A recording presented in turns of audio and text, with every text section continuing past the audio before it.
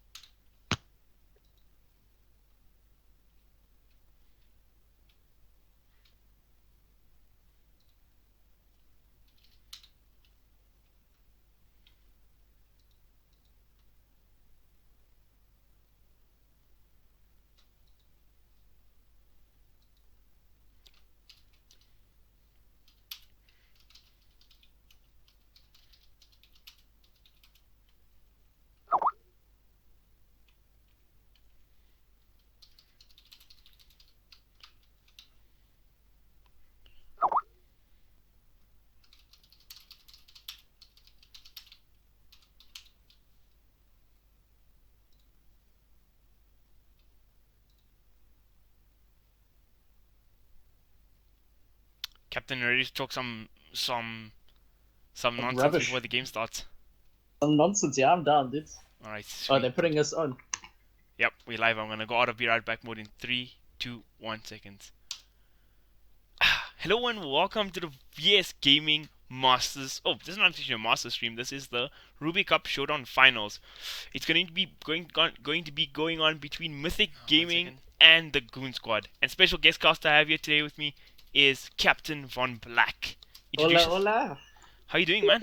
I'm good, dude. I'm good. Excited to be here. Ooh, this is gonna Good be to a hear. biggie. Good to hear. It's the Ruby Showdown, yes? Yep. All right, all These right. are the qualifying cups for the lands. We still seem to be waiting on Goon Squad, but yeah, I'm kind of looking forward to this game. I haven't actually seen Goon Squad play before, so it'll be my first time. So I'm looking forward to that. Yeah, I know there's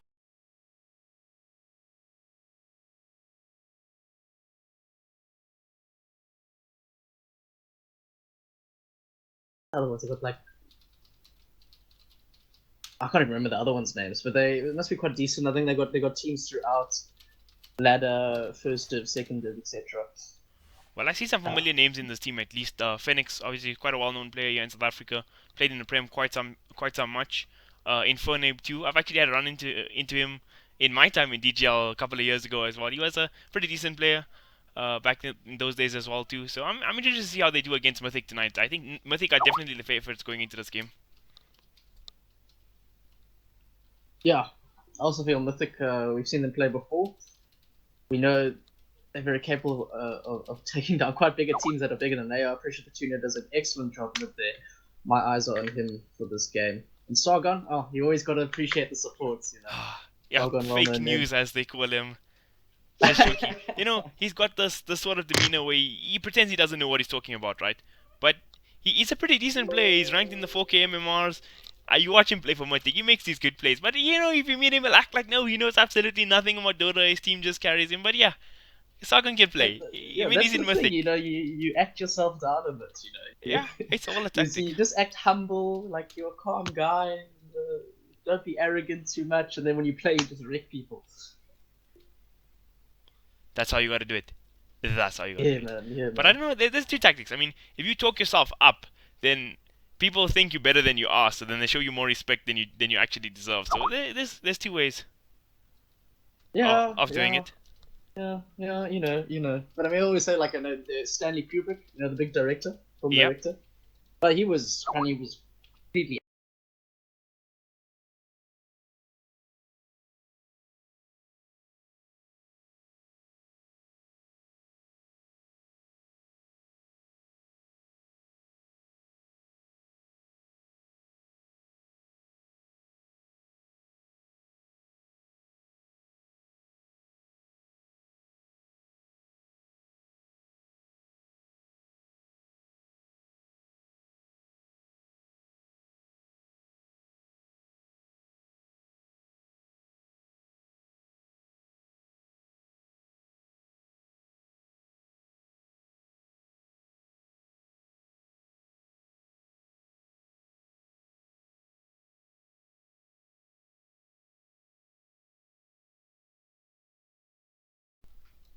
All right, and we're back.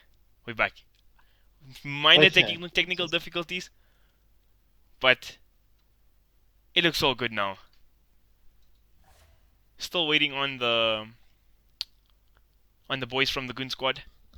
I'm not Quite quite cool sure. team. I actually don't have any of them in my contact list. Mr. Kun the Chun asked me earlier if I have them, and I didn't. And I don't think he Oh, has them aren't you either. cool, hey? Just flaunting around these big people, hey, Doc. Just throw them out there.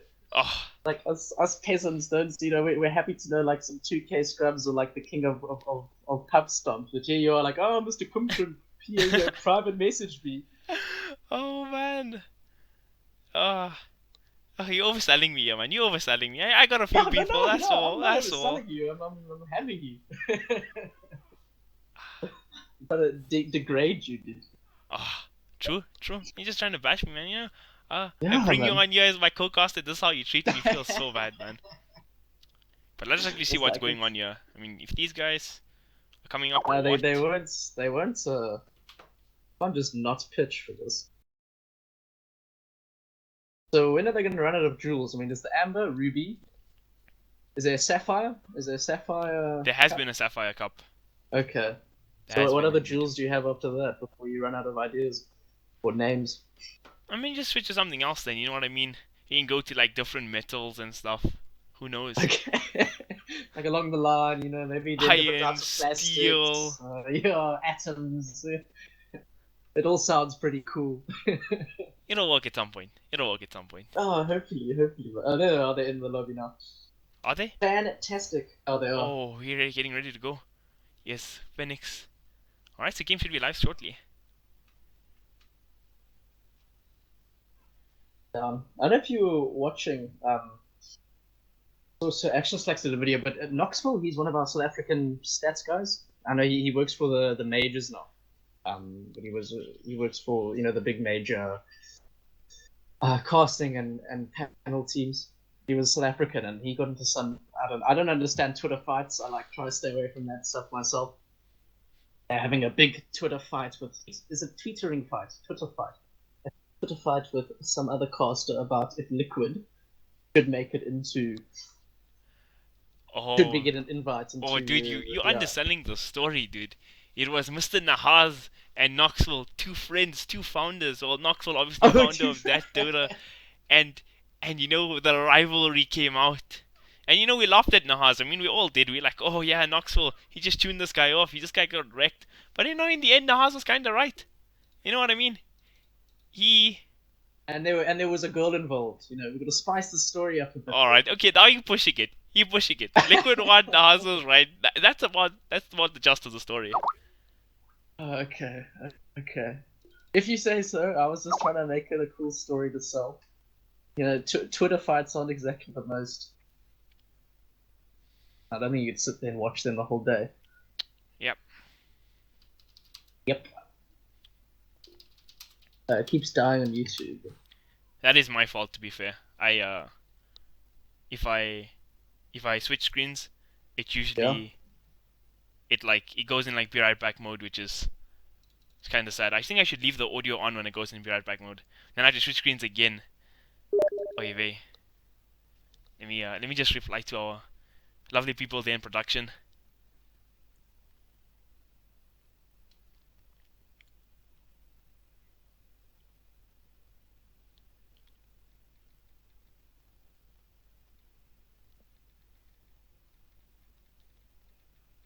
But did you actually enjoy Epicenter? I mean, I watched some of the games. Minus the finals, I watched most of the games, and it was a really impressive tournament. I didn't think Liquid actually managed to take that final away from EG, but wow, what a final they played.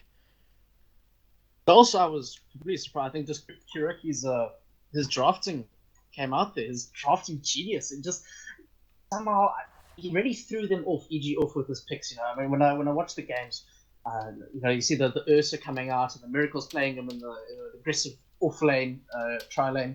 Mid they have a bristleback on the Timberland and the bristleback. And I suppose when you drafted those, EG must have been thinking, well, then this guy's definitely going off lane, or this guy's Ursa's definitely going safe lane or mid. To throw it around like that, it really took them out of their stride there. They didn't have the can we toss? They didn't have the yeah, they weren't prepared for that. They just got outdrafted. Second game they came back, they fought well. But otherwise it was my dad just came and saying hi to my pops.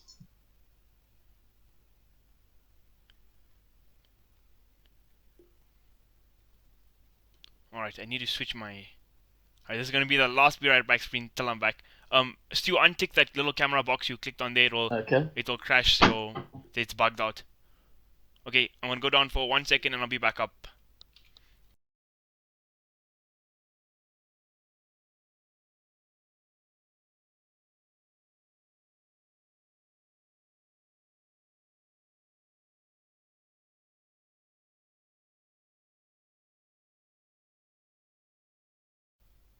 Sent you the YouTube.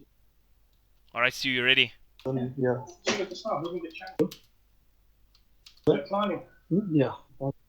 Okay. That was good. I'm tired.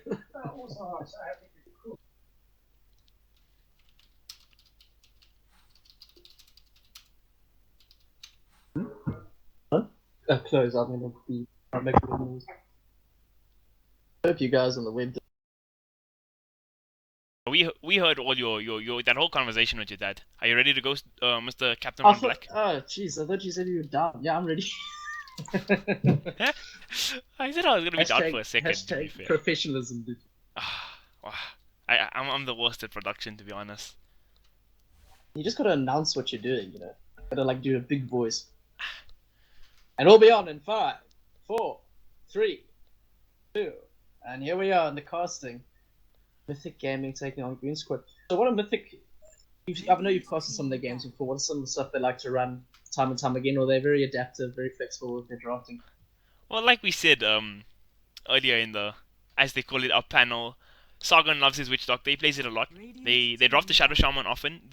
In fact the game that I casted most memorable of them was in the Mega 8 last round of the qualifiers. They played against Veneration, and they in fact knocked Veneration out. And they picked Shadow Shaman, Death Prophet, and Ursa, and it was like they just ran at them with like the super heavy push strat. Ursa creating distraction in the backline while the Death Prophet was just taking base. And it was a really successful strategy. I know Petunia favors the Ursa Warrior quite a lot.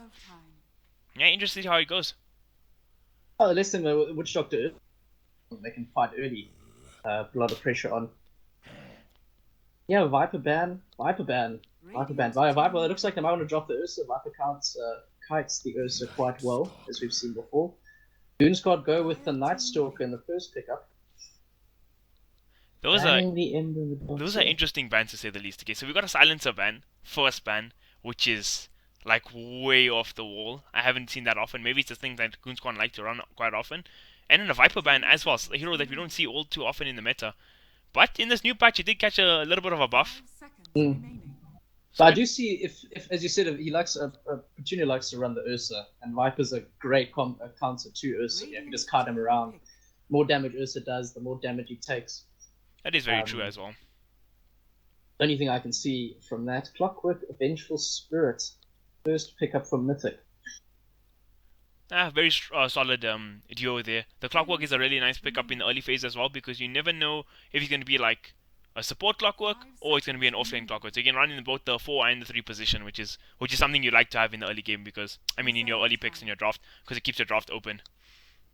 Also, he's good because the later on they know Night Stalker's going to have the vision game, and Clockwork's Rocket Flare, and the hookshot as well can really do some good work against the Night Stalker with the vision. Yeah, I guess so. It kind of helps. I mean, your wards kind of do nothing once a Night Stalker has an egg, so you get some sort of vision from the rocket, so that really does make a difference. But yeah, in the ban department from Goon Squad, obviously Doxia, kind of a standard hero to ban out in the first phase for the teams that do run him. But the MS Spirit ban is like a mythic special. Whenever they play, people just ban out Kunchan's MS Spirit. It's quite hilarious to be honest. It's like first phase, man. That's huge respect, man. That's where we all want to end up one day, you know, playing in a draft, and someone just they know that you played this hero and they just ban it first base, and you're like, yeah, that's me, guys, that's me. Yeah, it's good for the ego. You could say that. Did Mythic Gaming take out a Juggernaut ban at number 3? Kind of a pretty good ban, especially seeing that Goon Squad picked up the Magnus as well. Makes the Juggernaut just do a lot more than he should be able to do.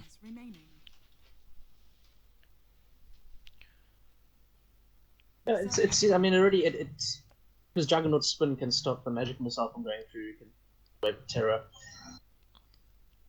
Yes, unless they are playing Vengers the 5. We're hoping to see. Yeah, I don't think you run Core Venge anymore. Not as popular as it was. Core Vengeful Spirit is very viable. Actually, I forgot to touch on that. Like, Vengeful Spirit picked up early is also really good because it also keeps your draft open. You could be running in a support position or in a core position. So it's a very good pick in the early phase. Book out of any a page out of Energy's book. They love picking the Core Vengeful Spirit. Yeah, I love seeing it played. Razorbat. There we go. And then Goon Squad go for the Tinker ban as well. So that also could be like another sort of respect ban. Tinker's not too strong in the meta, but like the teams and the players that can play him and run him, it usually gets taken out against them. I mean, when IG play and OP is a good example of that as well. I mean, OP players, they either give him Lino or Tinker, you know, he's sort of... Yeah, that is true. He's just good. He's got those like 2 or 3 set heroes that he just plays most of the time. His Shadow Fiend, most notably in Epicenter, was pretty amazing to say the least. And the Razor Band, yeah, is that just respect because it's a strong hero in the patch at the moment? Oh, there's the Ursa Band. There we go. I think that is what Mythic wanted. So yeah, the Razor is a strong ban. A strong hero in the patch right now. It's just a really strong mid game carry, and it like in the laning stages of the game, it can like beat most heroes in the lane. So like on a 1v1 matchup, is usually difficult to play against the Razor. You can't really pressure him with like an aggressive tri-lane or aggressive Jew lane. He's just really strong in the lanes. He's kind of like how you run an Ursa in the lane. Okay, not really, but he's just really strong in the laning stage and scaling into the middle stages of the game. I mean, yeah. And he's also kind of a decent counter to heroes like... They're trying to get rid of strong lanes. If they... Mythic, this is... Well, we can't tell. We've got to wait for the circuit to come out before we see if they're really going for strong lane presence. As you said, already Venge and Clockwork are 2 good laners. Yeah. So they don't want to get that countered by a Razor. You know, Razor Jug, Viper will be banned. No, but you actually make a really good point here. The Viper, the Juggernaut, and the Razor taking on 3 very strong heroes in the lane. And in fact, if you run Silence in the middle lane as well, he's quite a hard hero to deal with in a pure 1v1 matchup. First side of Mythic, at least. Ooh. Oh, that's a cancerous pick. I think that's probably a core Venomancer. Yeah, I think it's mid. We've seen our TZ play him and carry a lot of geniuses. And a Vengeful Spirit in the safe lane. So toxic. I don't want to go against that. I'm already there. Like, hey, dude, keep me away from this. Where's the Carenza? Give me the Carenza. I need to fix myself up. So true. And yeah, I forgot to touch on this last ban by Goon Squad, the Ursa ban. The Ursa ban is really good, especially when you have a hero like Magnus, because in the lane, a hero like Magnus can't actually walk to the lane up to an Ursa. You can just harass him out too much. Ursa, Tyrant, Center, all these big tanky strength cores just don't fare well against Ursa in the lane. How will Magnus do against... You think this is an offlane map? Assuming, yeah. I would assume it's an off-lane mag. I think if it's like Venomancer, Venge, dual lane, I don't think it's going to be a fun lane for the Magnus, to say the least. Yeah, so I think he needs to do something else. He might have to uh, go middle. They switch up their lanes. Yeah. yeah, I mean, we still have the Iron Talent jungle. I mean, that's always an option for him. But we'll see how he Ah, plays it. I mean, I'm sure he can get something out of the lane. And Goon Squad pick up the Warlock there's now a as well. sustain. That's actually. I do like they do need some sort of sustain against Venom's tick damage. Yeah, and The just the Shadow Word is one spell, but it's useful. I mean, they team fight is looking pretty scary right now. Magnus followed up with the Warlock. It's pretty great. And the Warlock Yeah. just gives you a sense of counter initiation as well, because if they jump on you, you just have to drop the rock, and it kind of puts a spanner into the works. Reserve time.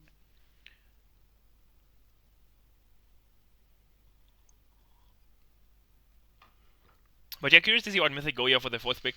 I mean, this Venomancer could technically still be like a support. I mean, this could just be like offlane clock, support Vengeful Spirit, support Venomancer, and still their draft is completely open with the last two core picks. Yeah. Yeah. So I mean, Mythic I have want done to a see a good job drow of the coming draft. out, so Oh. just to add that extra Veno cancer, vengeful. That yeah, that would be just a man. I wouldn't want to be the Goon Squad Nah, seeing it a wouldn't draw be here. Magnus. No, they should just sack the offlane, dude. It's like, cheers. Magnus won't even be able to walk to that lane. No, dude. When you're able to look at it, it'll hurt it. We'll be like, get me out of here. Where's the Iron Talent? Well, maybe Midnight Stalkers. Nah, yeah, sure. Well, if it's gonna be a bit Venom, then definitely go Midnight Stalker. I don't see anything really doing well against the Venom monster mid lane. What really does it? It's something with longer range and stuff. Uh, Oh. Radiant okay, so team. now they've shown, kinda.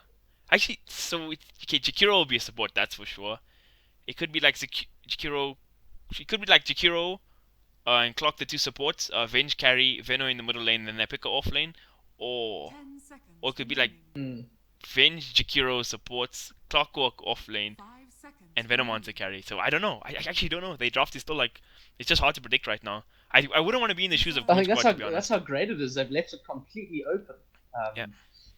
Oh, AM. Okay. Okay. Yeah, they're gonna go for the late game here. This is a very good pick here. A core Venomancer does well against most carries, like you just kite them up so badly, but against Anti-Mage it doesn't do all that much. He's very tanky to all the poison damage because it's all magical, and he can actually just jump the Veno and like hit him down because you buy a lot of intel gaining items as well. So you just burn him through with the mana, and this Anti-Mage pick it could be the MVP for Goon Squad right now. And But coupled it's with if they can get in the space that he needs. This I mean- lineup already, this is gonna push hard. It's gonna push lanes in. that is very true. It's gonna come online very fast and do a lot of things. So if I was Mythic Gaming right now, I'd probably switch the. Actually, you're actually forced to play 5 Veno in a seconds core role, yeah. remaining. Like you don't really have a. Actually, no, you could play Veno, Jakiro, dual support, Clockwork offlane, and Venge carry because I wouldn't want to actually play a Veno carry against the Anti-Mage. Like this Anti-Mage pick is really really good right now. Especially with the Magnus in power as well, he's just gonna be farming insanely fast and doing a lot of damage in these team fights. And see a Mythic banning out the Lina there. 10 seconds Quite, remaining. respecting her capability to. It will complete this lineup here because right now Goon Squad needs something that, there's the storm. Needs something that does the damage. Team pick. It's interesting though because AM and Storm both take a decent amount of time to come online. Do you think they're going to hope for the Night Stalker to be running around and causing enough chaos that both these two cores get enough farm? Yeah, I actually agree with you a lot there. Like Anti-Mage plus Storm Spirit is a very greedy dual core because Storm Spirit's going to be farming, Anti-Mage is going to be farming, and Magnus is not like a offlane that's going to be making plays really early on either. He's going to be farming till like the 10-12 minute mark where he's getting his blink as well. So now seeing the Storm Spirit come out and Mythic last picking the Shadow Fiend, I think I favor Mythic Gaming here in the draft department for sure.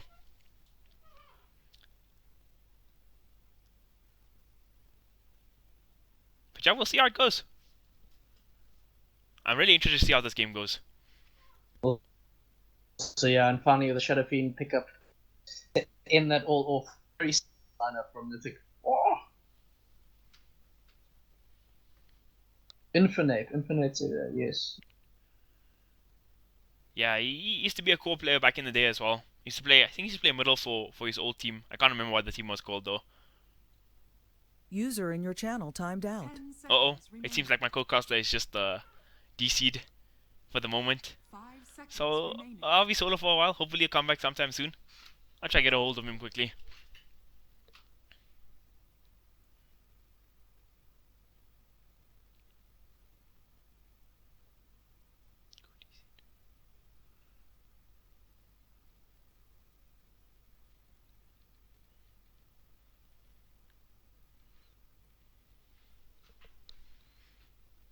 User entered your channel. You back? Yeah, back. Sweet. Know what happened there? Yeah, it's internet, man. Stuff happens. And the game is underway. Here we go into the cool Tekken intro that we've all come to know and love.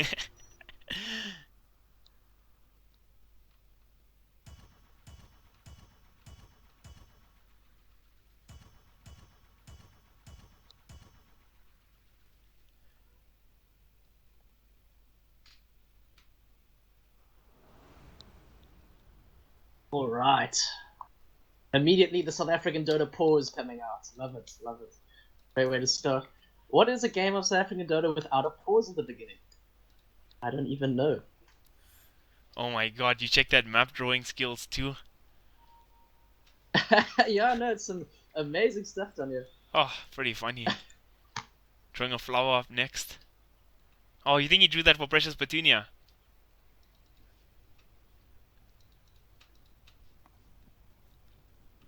Okay, so the Night Stalker DC'd. We can run through these lineups so long if you'd like.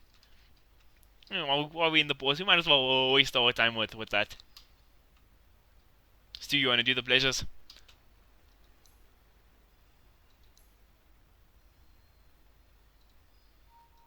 Captain. Oh, Captain. My Kokos might have just DC'd again, I'm not sure. Are you there? Yeah. Alright. You want to run through these lineups quickly?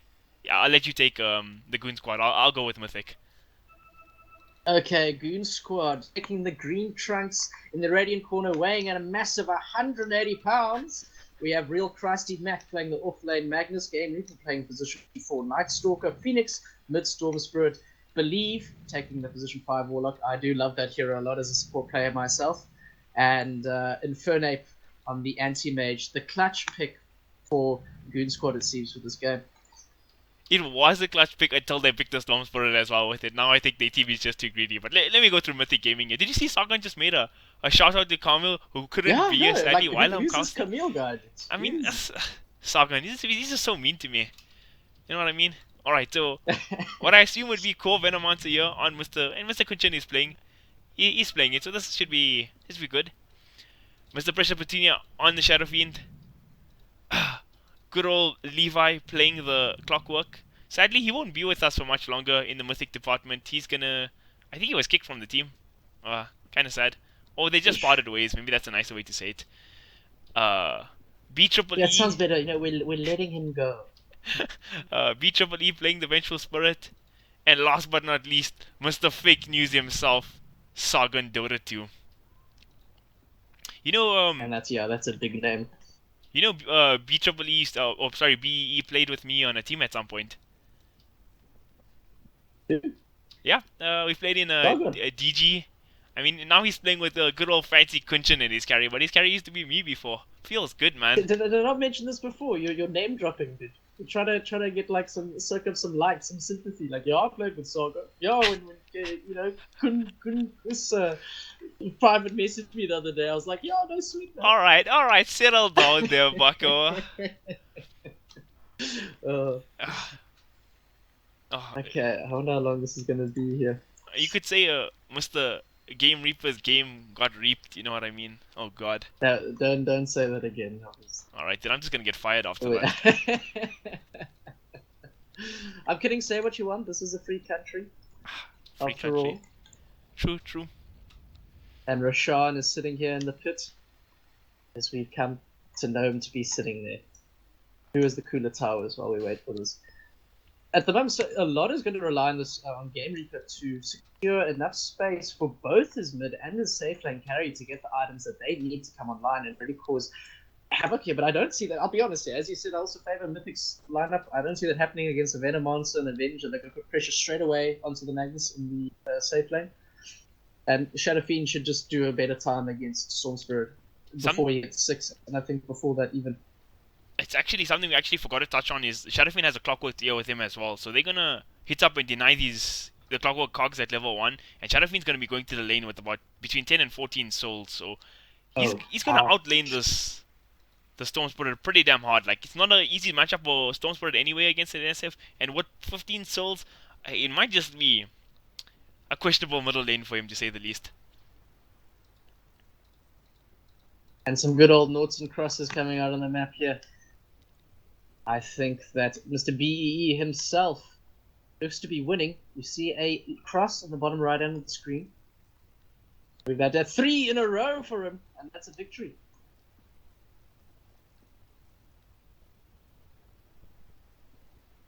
Night Stalker has reconnected. Let's get this game of Dota 2 underway, ladies. Has he reconnected? He hasn't showed me that yet. And Shadowfiend is DC now as well. Oh, so Shadowfiend disconnected. Okay. Yeah, man. I'm colorblind. This is SA Dota 2. Night Stalker. I wonder what kind of BCs these guys have. Maybe he restarted the roster. Did he give a reason when he bounced? Obviously not. No. There's no need for reasons. Usually I'd send a question mark about this stage of the game in all chat. And then continuously try to unpause before they give me an answer as to why he disconnected. And is that the story about how Captain One Black got banned off the DGL? That's how Captain One Black got banned off the DGL and Valve entirely. But that's a story for another time, man. Now we're here. We're here at the Amber and Ruby showdown, so. Oh man, Goon Squad don't have a cool courier. It's a shame. Just the generic. They played with a donkey. The donkey's a classic, dude. You shouldn't blame that. Show some respect. It was delivering your items before we had fancy things like aliens and zebras giving us items. Yeah, but those are what make it cool, man. Well, I love couriers, dude. What courier do I have? I think I have that dragon courier. I'm not sure. I never play support, so I never buy courier. I'm just kidding. I do. And then I have what I think it's called Blunder Butcher in the shop, but I just call him my inbred son. Yeah, he doesn't look like he'll amount to much in life. Oh, that's quite hilarious. Eventually this game will come online, I believe. I also believe I would have to start again. Okay, so Pressure Protein is just back online Steam now. I mean on Dota 2, so that's good. One player will be back.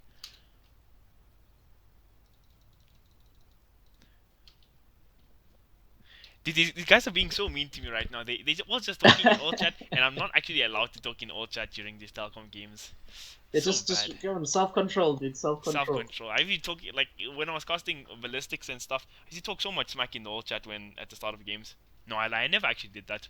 I'm not allowed to. No, you did. You can't mention and say that you didn't. Did I? Oh. I can't remember. It was a long time ago. It's like a whole month ago, 2 months ago. The generic Warlock set for LP Goon Squad. This is what I've been reduced to now, man. Checking out the skins that people have. The hats that they buy. Eric Veno. Infernight's actually Eric using the same anti-mage set that I have. It's not a good sign. Kappa. Yeah, not good at all. For him or for you? That's the question. We're gonna find out at the end of this game. I mean, if he goes like 24 and 0 on this anti-mage, then he's definitely like me. But if not, then it's like, nah, I wasn't like that. And there's a Sargon with no cool skins on his Jakiro. Quite unfortunate though. no cool skins. What are they gonna make what a skin Jakiro for skins this do guy? you have, Mr. Captain One Black?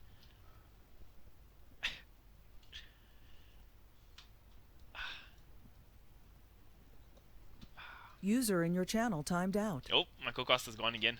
Feels so bad, man. I'm reduced to being here all by myself. Just the usual way I cast. Alright, let's run through important facts now that my co-cast is not here to distract me. BWE is... He has a smoke and a TP available, so I'm sure he'll be getting some quick wards down. Obviously the Clockwork and Shadowfiend will be sticking around here to get those good old cogs denies. User entered on the your Dire, channel. do we have any smokes and TPs available?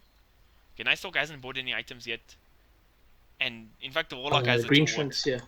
Are you back, sir? Yeah, Warlock sort of solve. I'm back here. Yeah, my bad. I don't think they have good first blood potential. They're probably just gonna go straight into the landing phase. Yeah, for Maybe we'll see some cool stuff coming up from Mythic. I don't know. Well, for Dire, there's no need to rush the first blood because they're playing a Shadow Fiend Clockwork. So they'll be sitting in the first, like, most of the time you're in base just denying up these cogs.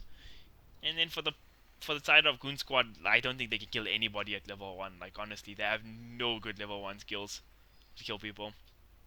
Yeah, this is we acknowledge that, and we're just gonna sit in lane. I lost it against that Veno and that Venge, but it's cool. I mean, we heavily favored Mythic Squad going, during the draft. But, I mean, if this game ends up going late enough, Storm Spirit plus AM will just win the game. Like, after a certain point in this game will become unwinnable for Mythic. But the question for Goon Squad is, can they get it there? Okay. Yeah, Goon Squad should be. Oh, okay, so that's quite a big turn of events. If you want to comment on that? I just want to pretend it didn't happen. Like, going all the way to another friend's house. And then when Manila Masters was going on and this happened, they put on a break for their casters. LD and Gods didn't have to sit here and cast all this. I'm just kidding. Oh, that's nice, dude. Yeah, Do they get like it's a bonding coffee time. or something? Hopefully it's players talk more in chat. That always keeps things interesting. Any jokes anyone has? Like, really lighten up the mood. Other than a game Reaper's game got reaped. I mean, The Game Reaper's game got reaped. Yes, that's a tongue twister of that. Peter Piper picked a peck of pickled peppers.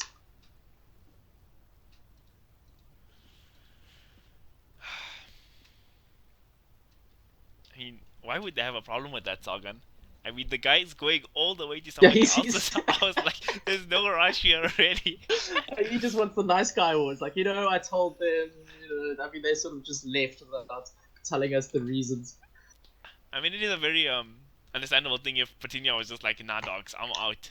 This is unacceptable. Yeah, because he said that as soon as he found out the guy was moving to his friend's house, just like, disconnect. So true. So true. Like, tell me when he's back. I'll be, like, watching some Scrubs or something, catching up on Friends. So great, actually. Yeah, Goon Squad shouldn't be too worried. I think they're going to be happy about possibly losing their tier 1s quite quickly. They're not going to be able to defend those against this push lineup that Mythic have. But as you said, if they do manage to hold on, and they do keep their Raxes intact before, well, Anti-Mage gets the items and minis, which is, we're going to average, it's going to be a bit later now, considering with the farm, the lane's being pushed to maybe 25 minutes or so. Anti-Mage gets that, that Manta, the Battle Fury, that item here, then they can really turn around and fight. We're getting called out here, Captain. That's quite funny.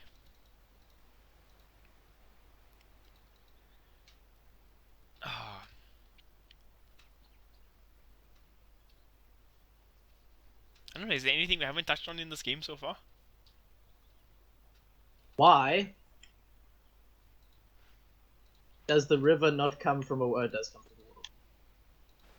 Yeah, you're just gonna make something up there. You're gonna flame Where does Ice the Rod. river go, though? Yeah, they called him a continuity error, I mean, the river goes off the map. he's the best patcher in game history, and you're gonna flame him about something simple like a He's, waterfall? he's made Bristleback broken as it's craziness. Alright, just open up your shop, Bristleback is like a... hit to the upgrades page, and there's an item there called Silver's Edge. That's all you need to counter him. Yeah, I hear that so many times, like, oh, there's a PA, oh, there's a Bristol. Just get a Silver's Edge. Now people say, just get a Silver's Edge, not like it costs 4,000 something gold or anything, Just get one. Alright, it costs 5,500 gold now, mind you. Yeah, okay, thanks for... Thanks for showing everybody your lack Sorting of up game on that. knowledge there, mister. I play supports, bro. How much does a ward cost? Bet you don't know that. 60 gold now, in fact. Oh, yeah, think about that one, yeah? What is the support's Silver's Edge? Against a Bristleback, I don't think there's any support that are No, really just good a against Silver's Bristle. Edge, bro. No, our job is not to run against the Bristleback. We want to run away from the Bristleback. I mean, at some point the Hex used to kind of work like a break as well. She'd take away she just take away Bristleback, he just take away evasion. It was pretty broken actually, any form of Hex. But I don't think it does all of that anymore. But they brought the Bloodthorn in a few patches ago. It's just fills that gap they need. But once again, it's just like saying, well, just get a Bloodthorn, I mean, that is Doesn't kind of happen. the second most expensive item in game, so I mean, you flame me about the like Silver's Edge. Edge is Look at far this. off. Okay, and now Game Reaper is online. Oh, we got good news! Yes! Yay! I'm so psyched right now. This is better than when they told us bread was going to be sliced and sold. Oh my god.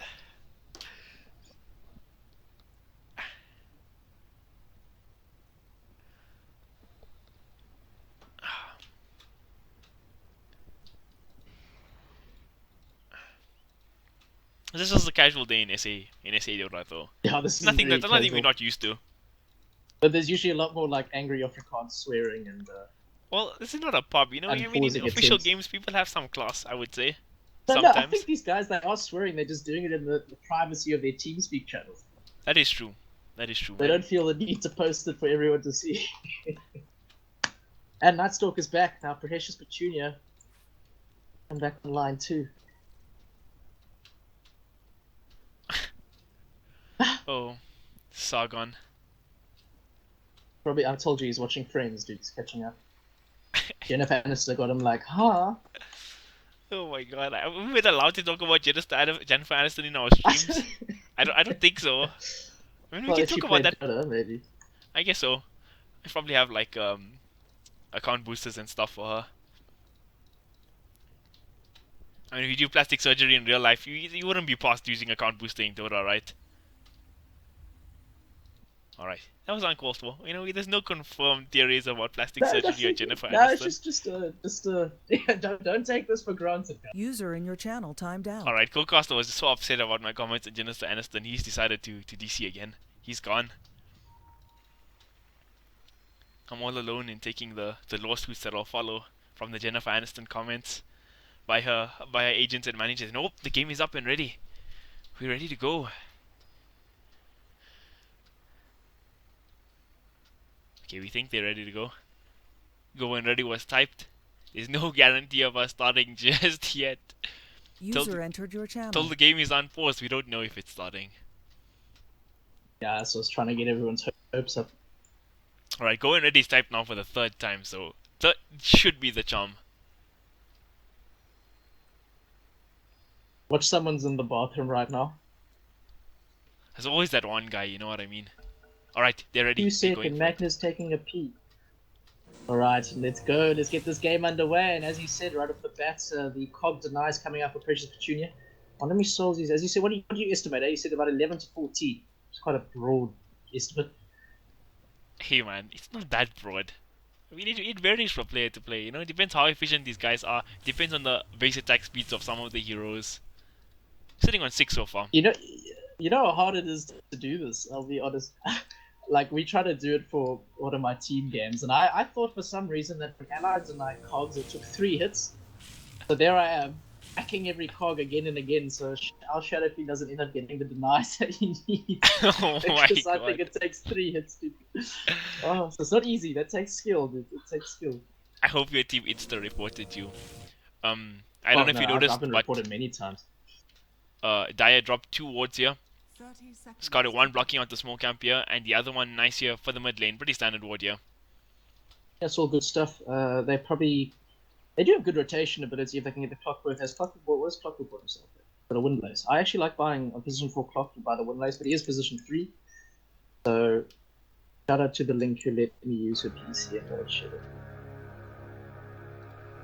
That's obviously nice. And the siren goes, and the Ruby final showdown game is about to go underway. Game 1. Yeah, Shadow Fiend's amount himself 12 souls. Precious Petunia are going to dominate this early game in the laning phase. I'm not sure how Storm's going to cope.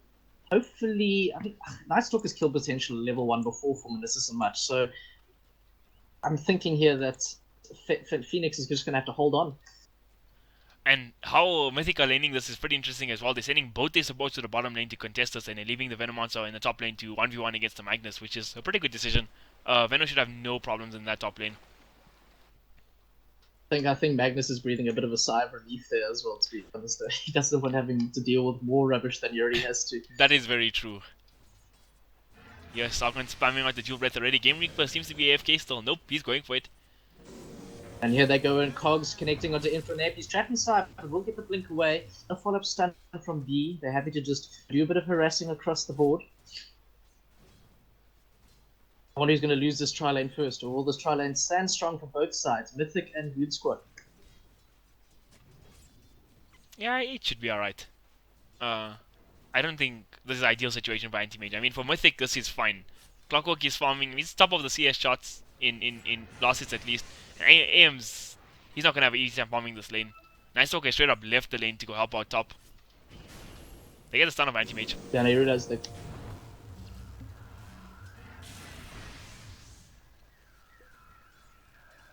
Yeah, nice talk going immediately top there. Realizing that they can't do much against this Jilbert. Magnus going to skewer back. Venomancer. Now the Void comes through. The Poison Nova will slow them both down. And they're actually dropping him incredibly low here. Does he have enough mana for one more Void? He does. And Venomancer might take one more right click to drop him. And first blood looks like it might go to Game Reaper. The KCNC goes into the trees. Does get the salve up. But now the tower damage coming out into Game Reaper. He's going to be chased back by Venom himself. The whole fight is turned on its head. He's trying to cut his way through the trees. I don't know if he can make it out. Looks like he might do. The Poison Nova connects.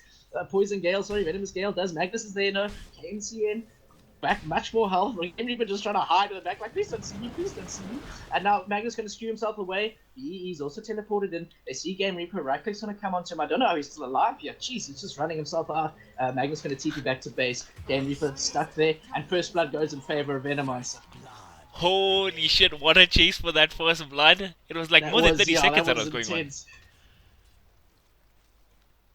on. Jeez, I thought he had it, I thought the Nightstalker had it there, and well played there by KNC. And is it? Yeah, I guess I gotta. Sorry, what's his full name? I can't remember. Kunchan. Right, Kunchan. There we go. That sounds much cooler. Shows his Asian roots because Asian players are better at this game than we are. So he's like the whitest guy you'll ever meet. To the trees, getting the salver. I saw his photo on the VS. On his VS profile in mid lane, looks like Ben just rotating there. Perhaps they can try to get the stun off into Phoenix. He is only level 3.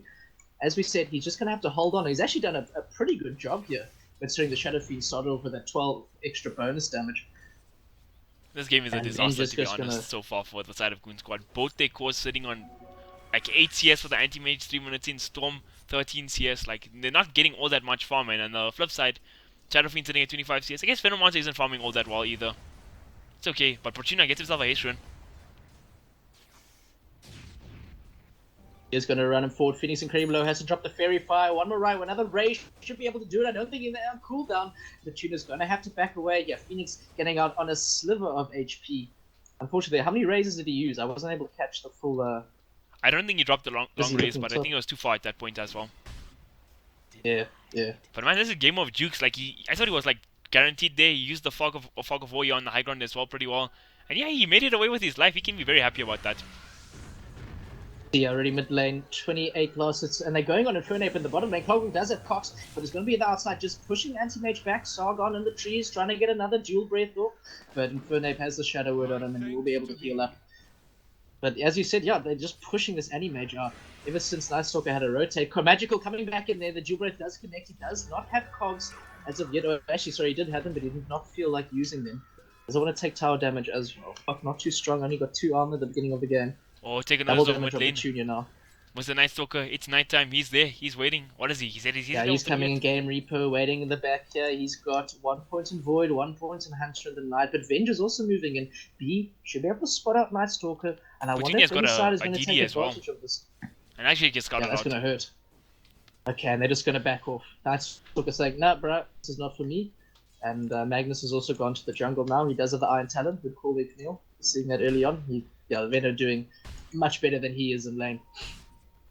And yeah, Shadow Fiend completely out-hitting Phoenix in the mid lane here. 36 last hits to 14. 36 with 31 denies. Alright, this guy had more points than... His deny stats are very inflated because of the cogs, right? But like... Oh, actually, this is actually going down top bot. lane, KNC on, trying to go into Game Reaper. Bot lane, also stuff going on here. Anti-Mage dropping incredibly low. The Shadow Word's already been cast on, and there's not enough mana for another one, though it is a cooldown. But Infernape is also going to manage to crawl his way, running through the trees, and jog Sargon and Magical not being able to get the desired effect that they wanted. Yeah, this Anti-Mage not having a good time at all. Like, Anti-Mage and Storm both completely shut down. Like, and on the flip side, Petunia is literally free farming. Like, He's unstoppable right now. He's Oh, sitting at Anti-Mage caught in the 43%. cogs. He doesn't have enough mana for Blink, or does he? No, it's not. The cogs gonna push him back, and Magical gets the last hit onto Infinite, and that's a dead Anti-Mage. And in the middle lane as well, Pressure Petunia bringing down the Storm Spirit. Oh, Nice Stalker was man. there, but obviously not in a position to do it. Yeah, this is all falling apart here, as we mentioned, the greedy pickups. And you can tell they needed an early fight, so they needed something early to fight here. Casual supports fighting over bounty runes in this top part of the Dire jungle. I think Petunia actually got that kill solo there. I didn't see any other heroes rotate for that, and that's a disaster for Goon Squad right now. Both their cores dying, and now Reaper could be in trouble as well top. Yep, Reaper, he does get the Void off onto KNC in though. He's going to back away safely. Gunshin going to go back to farming. So like 6 minutes in, he's coming on to Warlock, not too sure why.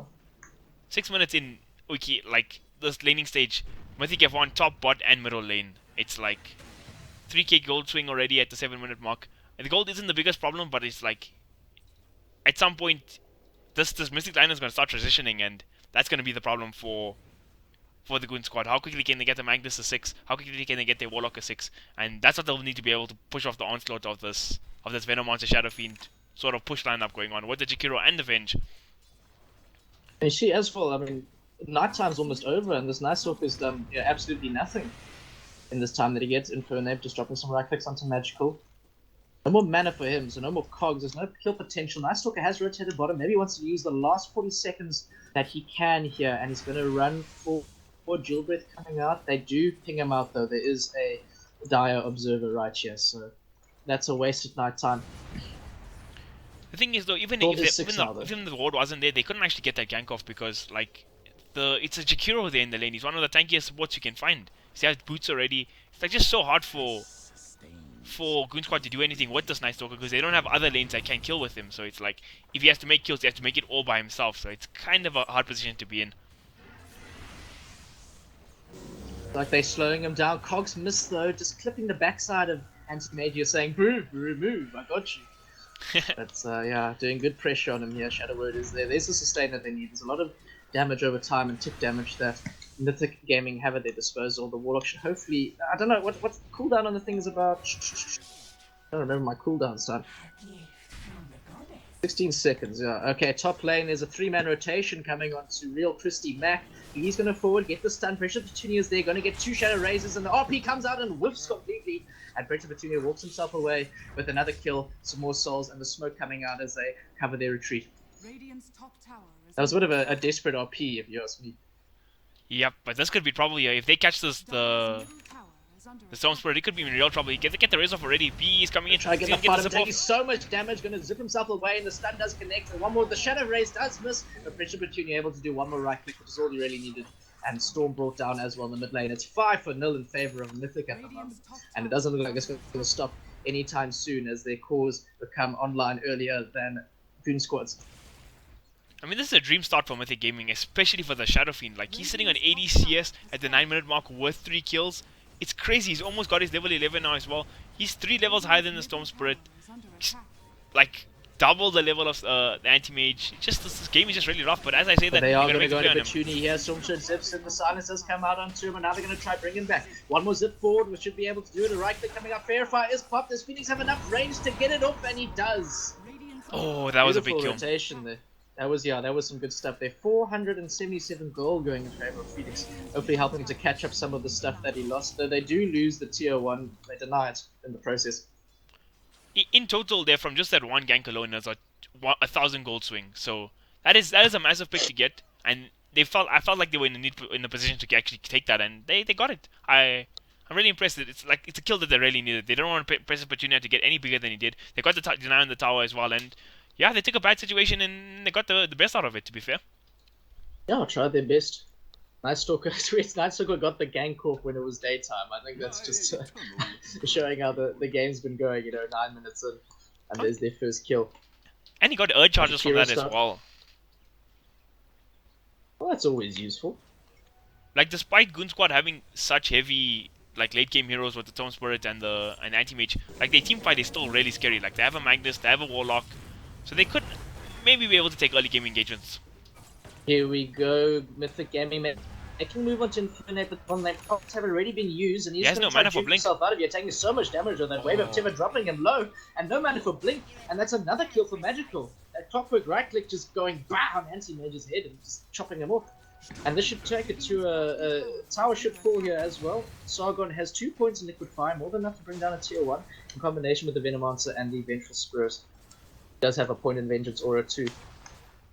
Yeah, Mythic Gaming are getting really the best out of this early game. I never actually realized like Levi's playing so well to just keep that anti-mage's mana so low, with constantly spamming out his cogs. And like in this last engagement, like, if he had Blink mana for Blink there, he was fine. That anti-mage was fine. They have no hard lockdown for him, but he had no mana. And yeah, Mythic making the starting to mount this pressure. They got the tier 1, they killed the anti-mage, and they couldn't ask for a better start to this game. As we said, Goon Squad are going to have to accept that their tier 1s are going to drop. If they can hold on to their racks, I think that's the goal here. And looks like they will get a smoke up. Trying to make the wrap on Petunia again. When they get in, the nighttime comes out, he is going to turn, he will get silence, but he has the invis, and they don't have any detection for this. He's got the Shadow Blade up. They didn't know that was there, and he's actually going to go back in onto Infernape. He does have Requiem available to him. The Warlock is there now. They still think he's there. Wait, did he... I saw him activate Amulet. And then I guess the courier gave him Shadow Blade. Did you see that as well? I actually didn't see that, but it could be a possibility. But I mean, this is a disaster. I think he... Yeah, so... Because he looked like he activated the amulet, and he went still, so they think he's still there, and then he must have got...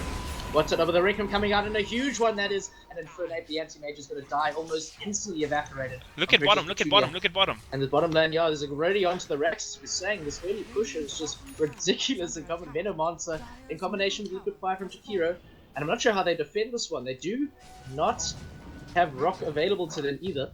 Magnus getting destroyed here in the top lane as well. He might make it out of it, but Petunia is going to invis up. Oh, he's going to walk the wrong way. Juke him out, avoid the Sunstrike, dodge the Sunstrike, and bottom lane, there they are. Goon Squad are going to push forward and try to take them out here. Infernape going right in, Phoenix stepping through, Poison over big. The enormously quickly dropping Jakiro. Now KNC it, trying to run away. He does have an Earth Charge, having slowing him down even more. Pressure Petunia's found the backline of the fight. Phoenix is dropping incredibly low from that tick damage. I think he will fall as well. And now the Shadow Ray is actually managing to bring down the Night Stalker. The Magnus has come in, skewering Pressure Petunia. Infernape manages to blink away. Big RP going through, connects onto one. I think that's more defensive RP as he tries to run himself away. B does have the stun available through Wave of Terror will miss, but Shadow Fiend with the last Shadow Rays gets himself a double kill in this bottom lane. And it's all falling apart here for Goon Squad. Oh man, I mean, they committed so much here for this kill on Shadow Fiend, right? They had no detection for his Shadow Blade. Okay, it was the first reveal of it, so bad luck. But while that's going on, Mythic managed to take a tier 2 tower, plus put damage onto the tier 3. I mean, that's massive. We haven't even hit the 15-minute mark yet. Yeah, no, it's... I'm not sure what they're going to do. As I said, they're going to hold on to their racks. They're going to hold on to their racks at the moment. The anti-mage, I can't see. Let me see what items he's got. Yeah, he's far from that Battle Fury. He's nowhere near it. I mean, suffered 3 deaths already. And the more pressing issue is that Magnus doesn't have any power on him. Yeah, it's okay. I mean, like, again, for Goon Squad, their strategy for this game is like, let's take the game to 70 minutes, we win. Yeah, that's how it works, right? That's how Dota works, right? For sure. What team pushes in the early game? And Magnus has actually 4 points in power and only 1 in the shockwave. You kind of go for that when you zone out of the lane the way Mr. Krusty Mac was, and you just force the jungle, you usually max the empower. Or at least from what I've seen. Junior is Shadow Bladed up. He has another Requiem available to him. They have spotted out the Magnus. Clockwork is also ready to come with a hook shot, but actually just going to drop a right click and back himself away here. Goon Squad grouping themselves up. They do have Rock available now. This could actually turn the team fight. Phoenix walking right into the middle of Mystic. He will be stunned here. And now Pressure Fortuna going through. But a huge 4-man Rock connecting at the RP for off Skewer. But the Cogs are there to push on them back. Jakiro dropping his... Jeez, my English. And they are actually just going to disengage here. All these ults being dropped and nothing really happening from it though. I think Mythic came out the better from that. Sorry, there was no RP. I mistimed that. And the Ice Path now blocking in game. Reaper is dropping incredibly low and he will be brought down. Clockwork trying to chase him. I think he does not have hook shot. He used it on the Storm Spirits. Phoenix trying to zip himself away. Swap does come through on the Magnus, who will skew himself back to the tower. And the RP does come through. And he managed to bring down the Vengeful Spirit. And Clockwork looks like he will die as well. Poison over there. Going to bring down Magnus. And now Phoenix is having to run himself away for his life. But I think the tick damage is too much and Believe denies him. a friendly deny, and Anti-Mage is also going to fall. Yeah, and that's this is just, these fights look scrappy, but it's just showing Was that a taunt at the smoke from moment how Mythic? much stronger. I mean, they smoked It under the could've tier been. 2. That was quite funny. That fight was like, it was actually a bit unlucky for Team Goon Squad. Like they get that massive rock, and then Magnus blinks. I don't know if he blinked in or he walked in or what. Okay, he doesn't have a blink tag, so he must have walked in. But he was about 5 to 10 seconds off having his RP. So I mean, if RP was available there, that fight could have been a little different for the side of Goon Squad. I mean, Venomancer ulti wasn't up when he was in there. But it's an unfortunate series of events, and Mythic just taking this game by its horns.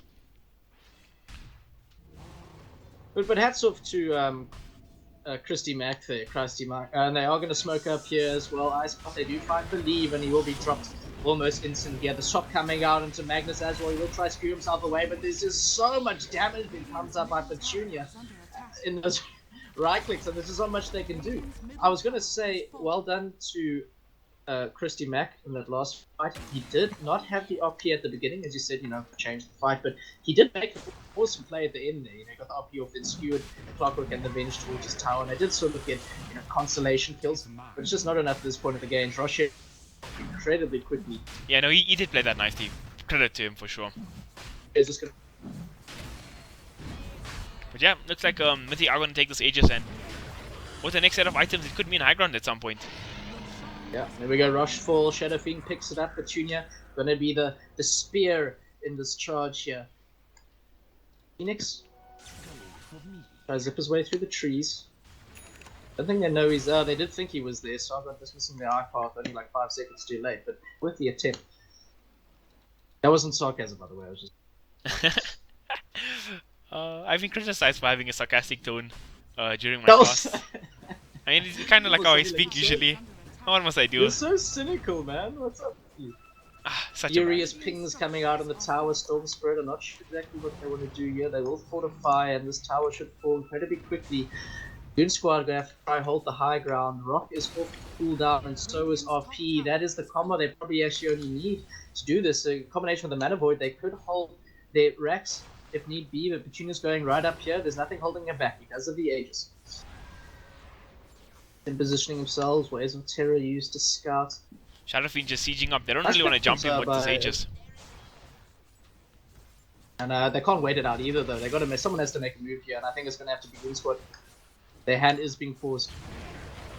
Ice Path connecting onto AM. Should be fine. There we go. He's going to jump in, but it's still low HP. And they're coming in. Big 3-man rock followed by the RP. Should connect into 2. And now Mythic Gaming find themselves actually pretty much alive. Bridge the Tuna managed to get the Requiem up. And there's so much else going on. Clockwork gets a shot onto Storm and he's down. Game Reaper running right through the macro pine. Just doing so much work. They're going to have to shrine up. But Warlock is swapped back in, and that is a 3 for 1 exchange, 3 for none exchange in favor of Mythic.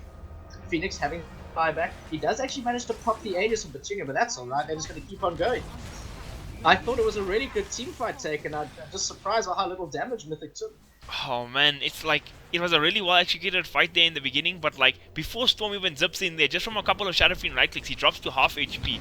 The fight starts, and these Mythic heroes are all just too big right now. Like, everybody's so tanky.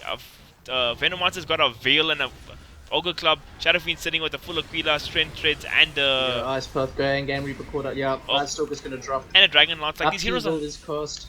They couldn't even bring down the Shadow Fiend during his... bring down his age... Oh, they did actually manage to get the Aegis down. My mistake. Yeah, it was at the end though. They forced a buyback on the Storm. Oh, it was a Storm buyback. Yes, 0. Now Anti-Mage scored in there, followed up by the stun, and it should be more than enough to bring him down. But Jakira actually doing the Macropie to finish more. Phoenix zipping all the way back into base, and yeah, I don't see there's a comeback from this. Mythic can just keep going. They can go straight into the second set of racks. 16k gold lead at 19 minutes. It's pretty insane. Like I don't really see a way back for Team Goon Squad unless Mythic Gaming really throw this game. Yeah. Which I doubt at the moment. Pressure Petunia just feeling so confident, so strong, leading the front of this charge. He's got his team behind him. Nothing can touch him at the moment. Rock, there's nothing available as well. Rock's down, RP's down, Darkness is down. But yeah, those Plague Wards just... Ooh.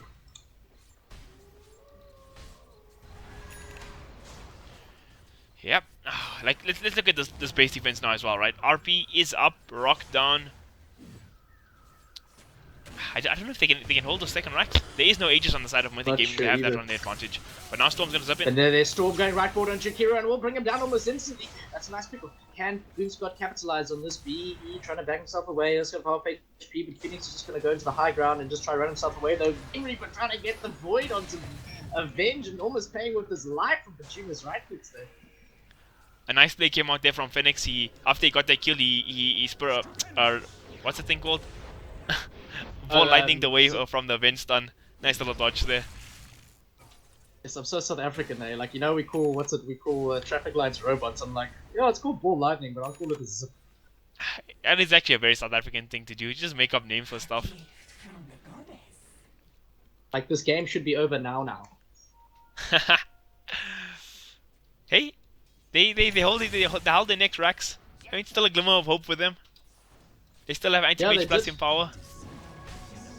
I can't see. How's that Battle Fury looking for him? Still no Battle Fury. Still about Still no Battle Fury. 800 off. Farming out these mega creeps to you know. reduce gold as well. As I've learned in the past, never underestimate an anti-mage. Like, that thing can always come back from somewhere. It is ridiculous. Perhaps something, yeah, Mythic Gaming look like they're probably going to wait for the next Roshan. Maybe get some pickers in the meantime. Clockwork has the blade mail on. I don't know. I don't think they'll wait for the next Aegis. They'll just finish up these shrines and just go straight for high ground again. I mean, Goon Squad have shown no signs they can actually win these fights. So there's no reason for Mythic not to go up high ground. Top lane's pushing in, bot lane starting to push out as well. Already a butterfly on the Shadow Fiend. I mean, all the shrines were forced to be used in the last game engagement as well, so there's no shrines even available to defend this racks. A pretty good place for Mythic to go. And like you pointed out, Shadow Fiend's now picked up a butterfly as well, so physical damage coming out from Storm and Anti-Mage is not going to be all that much. I'm really enjoying it. Venom now has the rod available to him as well. Good pick up for the Anti-Mage. Root him even more. Like, not that like there was enough damage anyway to kill him before he blinked, but you know, overkill is not a bad thing. Yeah, actually you're right. He has a root available now as well. Anti-Mage hasn't seen a Battle Fury yet, so Manta's still a long, far away dream. So Anti-Mage just died. Like, he's died now 6 times. He's just gonna die again. Like, if they just get the root off him, they have more than enough damage to bring him down during that time. But Mythic showing good respect here. They're not overcommitting here for the shrine, just sieging it up with the wards. They know Petunia's not here as well. Ridiculous, eh? Look at that. We don't have to play this game without heroes. Drop these things. This is a balanced ability. They don't call them plague wards for nothing. Yeah.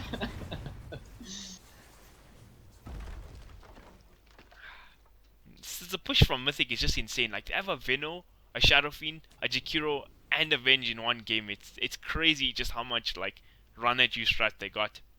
Or run at your towers, at least. There's some sort like the Storm pick took us both completely by surprise there. I mean, I know that Mythic banned out the Lina. I mean, you had other options. You know, you had a TA. Like, they picked a greedy Tricore against a full-on push strat. It's just, yeah, it's questionable, but that's Game of Dota. You gotta make mistakes. What else would they sometimes. have needed here? What else is early? You know, TA. Ursa could have actually done it even. I think not against the Shadow Fiend. No, never mind. Ursa was banned out. TA Wind Ranger. wouldn't have been all that good as well. Very farm reliant core as well. And now let's see how it goes here. Last fight of the game potentially. Petunia and Anti-Mages rooted that rod coming from Venom on, so now they are going to zip in. Phoenix does find the Shadow Fiend. He dodges the Ice Path. Rich Petunia though, so much armor. Macropie in the middle though, splitting up the fight and forcing Goon Squad back. Clockwork gets a hook, gets a double man hook there, and now the Rock comes out into the back lines and the RP. Huge 3-man coming out from Christy Mac. He's going to drag them back into the base. Petunia is trying to try and get the Wrecking Ball, but the Mana Void stops him, and he's still going to get off anyway. And now he's a godlike, and Phoenix trying to run himself away here from BE. He's not doing too much.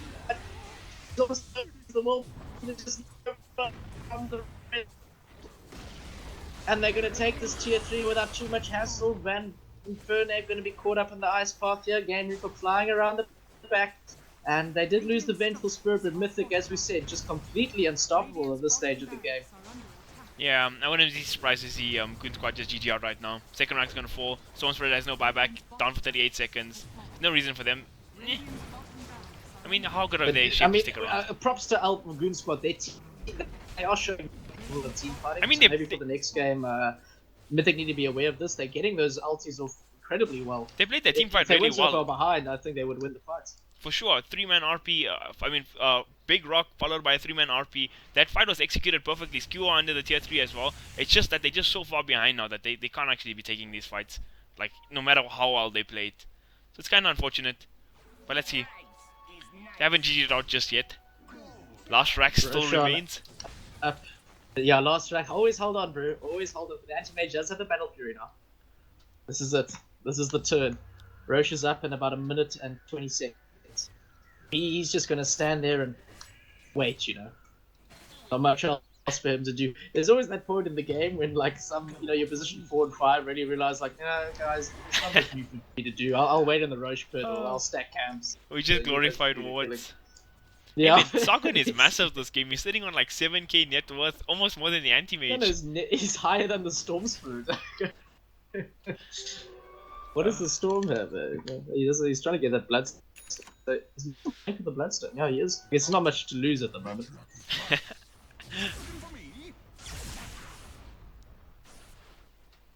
First, we didn't see him finish off the Dreads this game. Dire's top He just kept that in mana boots for a long time. So I guess it's okay. Fresh Petunia, he's got the Ogre Club in his stash. I think it's an Ags game. Yeah, why not? Ags and Shadowfiend? Is that what he bought? Nah, he bought a BKB, man. It's the BKB, yeah. Oh, I can always dream, dude. I can always dream. One day. Yeah, he could buy an Axe comfortably this game and not have much to worry about. I mean, he's died one time this whole game, and that was in the gank team middle, so he's pretty unkillable without a BKB. Yeah. 22k net worth lead in favor of Mythic. He just got it out the next Roche. Yeah, Roche is up. Here we go. Yeah, so this game There's no way that squad can contest this as well. BE doing some interesting dance moves there. Fairly sure.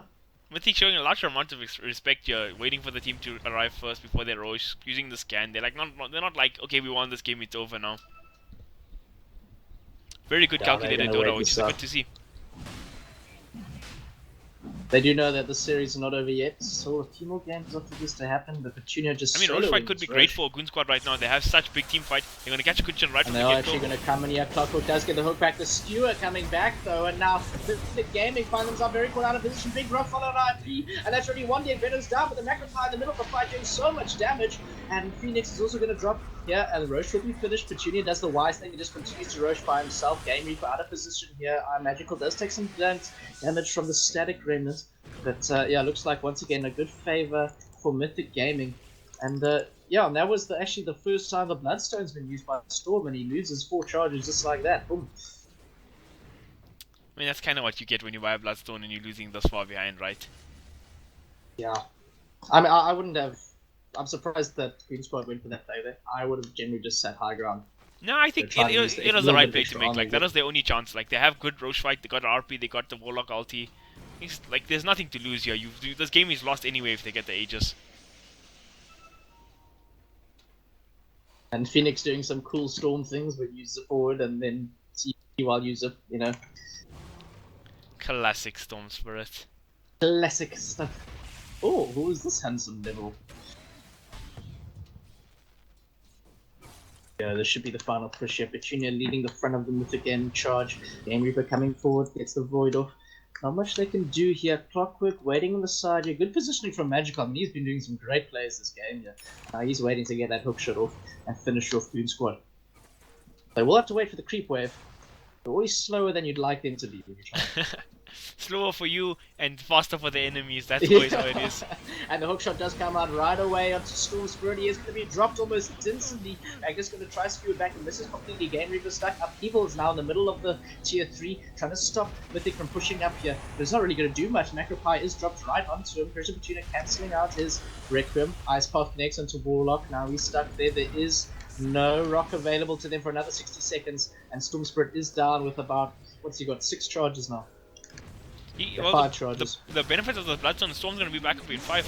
Oh, but RP On the whooped. RP completely whiffs the second damage from the Plague Lords, and check his blink cooldowns. Now BE swaps him back, and Magnus is already right down. Of course, coming up from Phoenix is back in the fight as well, but he's going to be caught out between Cogs and Icepath and melted between Mythic Gaming, and the GG is called there. Victory for Mythic Gaming. That was a very solid game one from coming out from the boys in Mythic. Yeah. Goon Squad are gonna have to change something up. They can't really be picking 3 greedy cores into like Shadow Fiend, Finch, Jakiro. Like they need to change their strategy, and maybe they'll have a better game next time. I don't think this greed strategy is gonna work against the early game onslaught of Mythic. I mean, the late game strategy. That was down to draft there, unfortunately. That completes our first game. Oh wait, man. Seems pretty good. I'm gonna go on break now. We'll be back in 5 minutes or so. Yeah.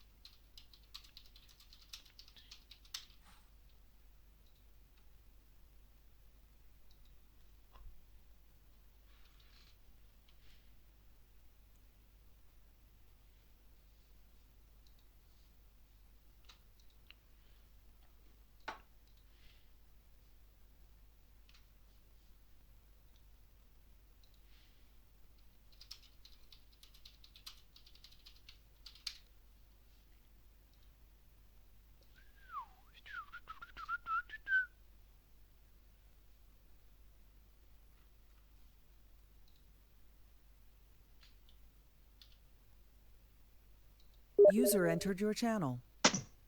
Yo, Oh wait, Camille. what's Yo, up, man? sorry, they just restarted the router downstairs because they're trying to fix the printer or something, so they just did it suddenly. No stress As I and said, everything. Are you people ready? don't. I just need to get into the right. Oh yeah, wait, let me go out. And then join again. Oh wait, you need to go out and join again. Can't connect. Oh, you DC'd still. I'm here. Can you hear me? Yep. We can try running this. This should be fine.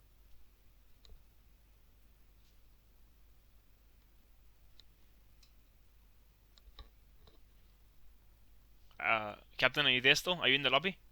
Yeah, I'm here in the lobby. Okay, leave the casting slot and join in again, and then you'll be in front of me, so your camera gets taken in game.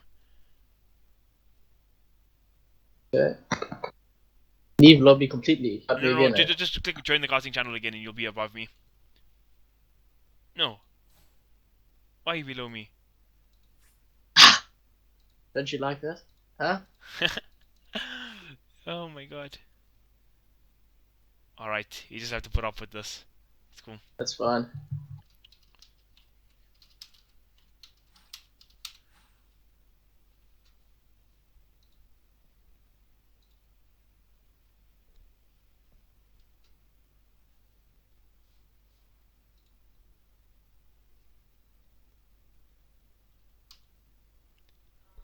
And game 2 is now live. Awesome. Right, let's hope that Goon Squad managed to sort out their drafting together, like they had last game. What an emo way to start the second game. You could have been so much more positive. Apologies for my co-casters. straight up. I'm a realist. I'm a realist, guys. I mean, there was no doubt about the last draft. You didn't have to rub salt in the wounds. I just, it's the best way of learning is just put them down again and again and again until you learn to get better. Alright, I went to a Catholic school. Okay. Give us the lowdown on this draft. Shout out these heroes, man. Shout out these heroes, yeah. Okay, Venomonster, Venomonster and Doom banned first by Goon Squad. Obviously, that's a respect ban for Kunchin's Venomonster from the last game. The Doom, interesting ban. Obviously, they got something in mind. I can't really think of Doom. Obviously, good against heroes that spam spells. I can only really think of Invoker at the moment. Mythic Gaming, exact same band as last game. Silencer and Viper picking up a Darkseer in the first phase. Very good pickup. Darkseer tends to do well. You can't really counter him that much. They just take an Oracle, but I mean, he's really going to waste a pick on a Darkseer with an Oracle. Oh man, alright. I'm gonna. Okay, so they banned out the first. They banned out the Venomancer first. Good respect to Mythic Gaming there. But now they banned out Doom's second pick or second ban. Okay, that's actually it's not a bad. I don't know how much Doom Mythic actually run. Maybe they do run it, but like, do they first pick up the Doom? I wouldn't think they first pick Doom. Even if they do, like, is it really that bad that they first ban it? I don't know. But there's obviously something that they particularly don't want. No, to, maybe it is a hero to play against you. True. Maybe it is a combat pick for Mythic. I didn't check all the games, so it could be a big possibility. And then Mythic Gaming got the same bans, Silencer and the Viper. Ember Spirit, Kunchin's Ember Spirit. You were telling me about. Oh yeah, my body is ready. Oh yeah. I actually haven't seen Kunchin Ember Spirit because every time he plays it just gets banned out. So this is my first pleasure of seeing it. They played against WRG in the Masters Cup LAN, and WRG first phase banned it. That's when you got respect, man.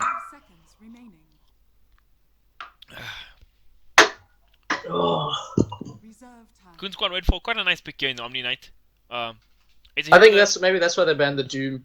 With the Omni Knight too. I still don't think. Maybe, I don't know. Does it still warrant the Doom pick? I don't know.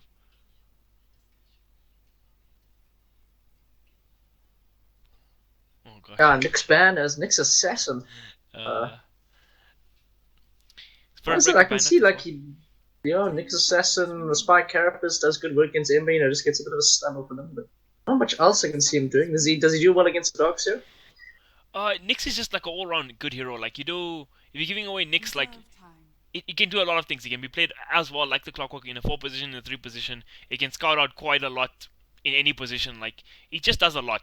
Like, it could limit, maybe Mythic Gaming want to go for another Intel heavy core as well, and then it's also like really hard to play against that. So, Hmm. yeah, it's just not a nice hero to play against. So So I heavy, they completely might go understand them. for an. I think he plays it so heavy in the safe lane. You know, Leshrac, nah, something they'd run. Only seen who ran it with great success recently. It was Black, Faceless. They tend to put Black on that hero for some reason and put him in the safe lane. On what hero? Sorry. Leshrac. Oh, They run him Leshrac. as a position 1. Yeah, I mean, it's what South African team actually runs Leshrac in a core position is Mythic Gaming's #1 rival Sinister 5. They put what's his name, Fiobena on the Leshrac middle, and like just one round of Diabolic Edict takes the tower's HP like below half, and it's pretty crazy. Okay, so you check this, right? They ban out the Nyx Assassin, and then immediately take out OD after that. Nyx is probably the hardest counter to Outlaw Devourer in the game. So like if you take it out, it's kind of a good ban to have, especially when you have an MS Spirit as well, because OD kind of beats it in lane. And then with the Omni Knight OD as well, it's super scary. Like you have him repelled, and he can just get off all these shots. And the longer OD survives, the harder you're gonna lose fights. Yeah, you don't want really only to be imprisoning that Ember as well. Just taking him out of the fight for a little bit. Well, no searing chains, no flame guards, no nothing.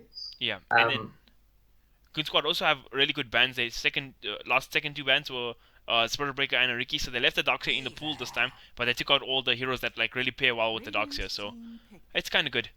I like the drop this time a lot more. Yes, that's a good pick, especially when you have Omni Knight as well. He lanes very well, even against a Darkseer, so it's a good pick from them. Does he sort of you can run around the Ember, you can fight around him? Yeah. Well, against MS Bird Weaver actually isn't all that too great because Searing Chains you can't go inverse through it. I don't know if you can time lapse through Searing Chains, possibly. I'm not 100% sure how that mechanic works. You know, root. I think you can still use abilities. You just can't move or attack. Well, the root is Ember's root at least reveals inverse, so it wrecks Weaver. Yeah, this is probably a Weaver off. No, it's probably offlane Omni Knight. I'm thinking. Yeah, it'll be a safe lane Weaver for sure. There's no other place you can put it. It could be. 4 position Weaver was a thing quite a while, not too long ago. It was quite a popular pick, in fact. I'm not sure if it still gets run and whatnot. I mean, you could see it 4 position, but I would assume that's going to be a carry Weaver. Yeah, Empire used to run that. Yeah. For quite a lot of success. I'm sure, as you said, the South African scene. So we saw it in a few pubs, but I mean, not really. He's a very specific hero to run as a 4. Rockley used to love it. But here, there's not much minus. There's not much armor to minus this game. Hey, that's a good correct for the Weaver. Eh? Yeah, pretty good hero against Weaver. Got 2 spells to break Lincolns as well, so even with Lincolns, Weaver picking up Lincolns, the Fiend Script still does a decent amount of work against them. And Fiend Script goes through Repel. That is true. Spell piercing, disable is always very good, especially against like an Omni Knight. I'm trying to see how this Lich can, what you just said, lane dominator. I mean, if Lich and Omni Knight dual lane in the off lane, it's quite a strong lane. Omni can't really die, he can free farm. It's quite a hard lane to be in. Yeah, it helps you win that one lane guaranteed at least. So the Lich pick, I don't mind it. And there we go. So the Axe. Oh. Where do we? Yeah, safe lane. We've easily called off lane Axe. So is that a support Omni Knight then? Maybe it's a carry Omni. I got wrecked by one of those once. As I said, I can always dream. Let me dream. Alright. Like Midas, Mjolnir, Radiant, Omni. Seems good. Yeah, he's got the talent tree to back it up though as well. You know? That is very true. Well, even offlane Omni is quite a very farm dependent hero. It kind of works like how offlane Abaddon works. You just farm up, you get your Midas, you get your Radiant, or you build into Guardian Greaves. But regardless, you farm quite a lot on offlane Omni. The Razor, I like that pick as well. They're choosing a lot of things that go through spell immunity, pierce spell immunity. Sorry. Yep, 100%. Razor's ulti, all physical damage. Static Link pierces magic immunity. It's a good pick. 5 seconds remaining. You know they're going to drain it from them. I mean, the Weaver can just, Shikuchi and run away, break that link. It He's doesn't not really really matter. draining. Heroes like Axe and Omninet are forced to frontline anyway, so you're gonna get a lot of damage. Even if it's not really denying them all that much damage, it's giving you damage, so that's fine. And like they never really needed to pick a hero for, I don't know, it's probably Petunia's hero, the Razor. They never needed to pick a hero that's good against Weaver for him either, because you already have the Ember Spirit and the Bane. So yeah, I think that pick is fine. A quick ban. Yeah, Goon Squad realizing there's still one more supporter. 10 seconds remaining. For sure, and I wonder what they'll pick. They probably pick something aggressive to go with the Darks here in this last pick. Not quite sure what's left though. Something that can keep up. And they could pick like a teamfight oriented hero to go with Darks. You could pick like another defensive support in a Disruptor, and then your teamfight is just crazy good. But or they could just I think pick another aggressive hero. TM would still be good, yeah, as well. Just another route to throw in there. Crystal Maiden. That's actually one of the few heroes that also took nerfs in this 7.06 D patch. Mana cost at level 1 for a freeze is up by like almost 30 mana, so that's kind of a good nerf to her, I think. She was very popular at, well, for the last 5 lands, so it's pretty good. And this is that they give Saga on the Witch Doctor, because at the moment there's one sort of stud on Goon Squad. So The Witch any Doctor outside might of actually channel. be a nice pick. And again, more physical damage to the Omni Knight ulti. Oh, no, never mind. Actually, Omni Knight, sorry. I got that completely wrong.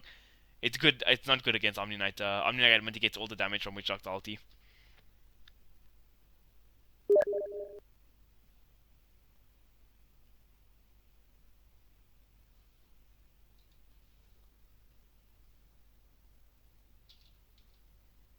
I believe to have an audio problem going on here.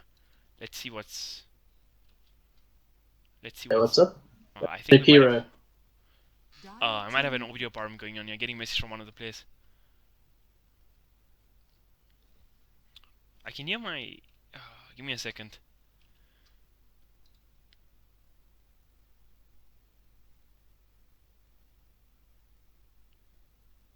Oh. Where do we? Yeah. 5 seconds. Come on, make this a cool Omni. Make this a cool Omni. See what I want.